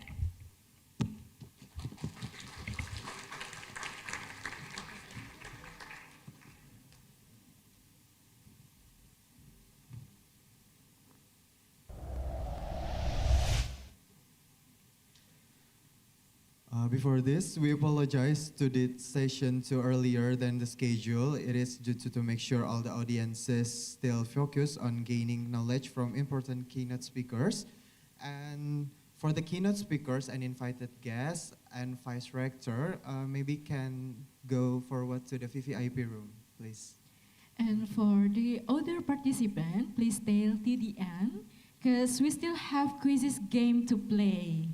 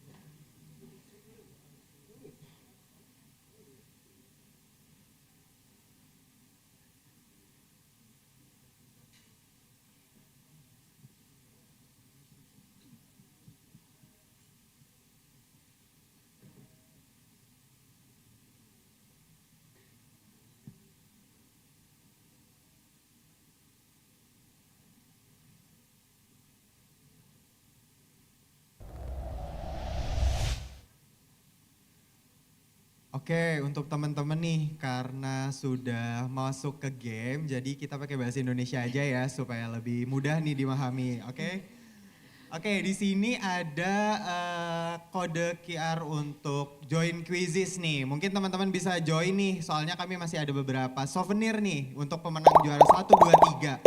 Wow, banyak banget nih sudah yang join, Kak. Oke. Teman-teman yang lain yang di sini masih pada semangat kan? Ayo, join. Wah, sudah ada 23 nih. Ayo, lebih banyak lagi nih.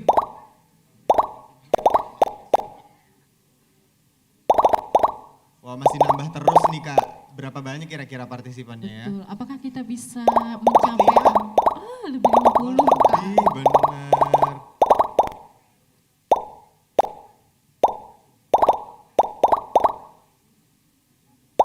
Oh iya bener, yang di Zoom juga nih, ayo join supaya bisa dapat nih. Hadiahnya ya Kak. Betul. Wah sudah sampai 100 partisipan nih.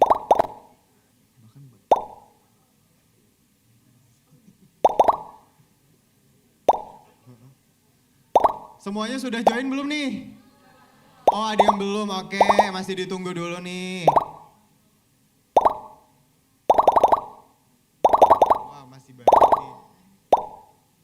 Emot nih sama Nadia nih, Agung Prabowo.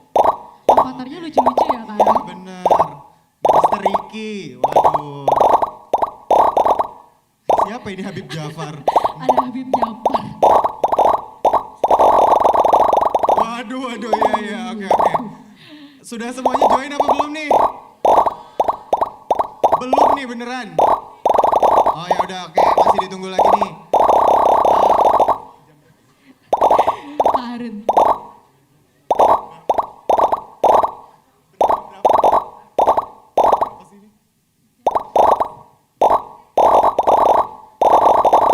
Iya. Udah. Oke, kayaknya udah gak ada yang nambah lagi. Oh, masih ada. Gak berhenti ya nambahnya ya? Oke.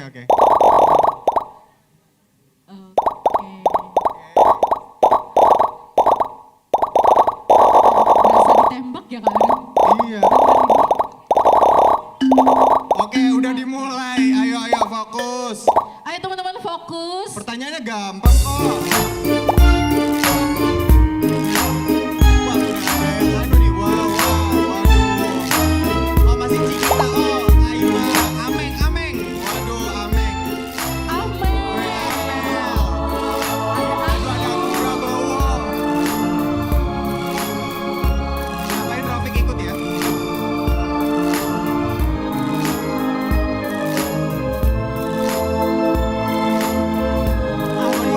Paling tinggi.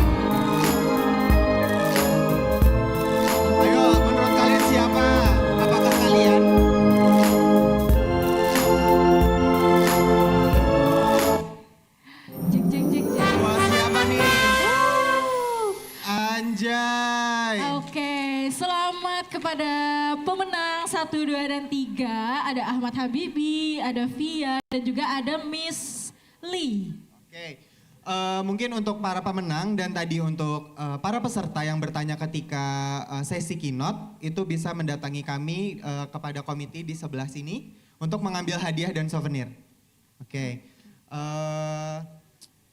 Oke, karena sudah selesai, karena kita kembali formal, jadi bahasa Inggris lagi ya, maaf.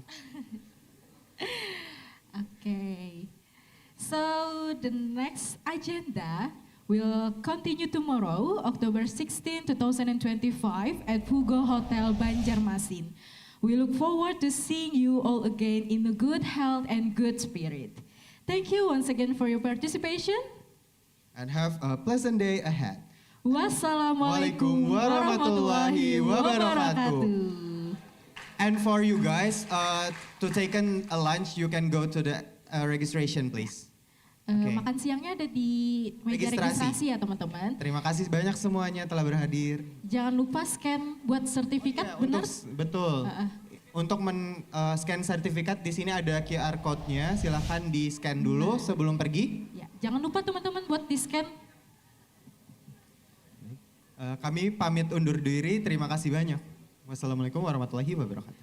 Teman-teman yang tadi bertanya sama yang tadi menang quizzes game bisa ke pojok sini ya.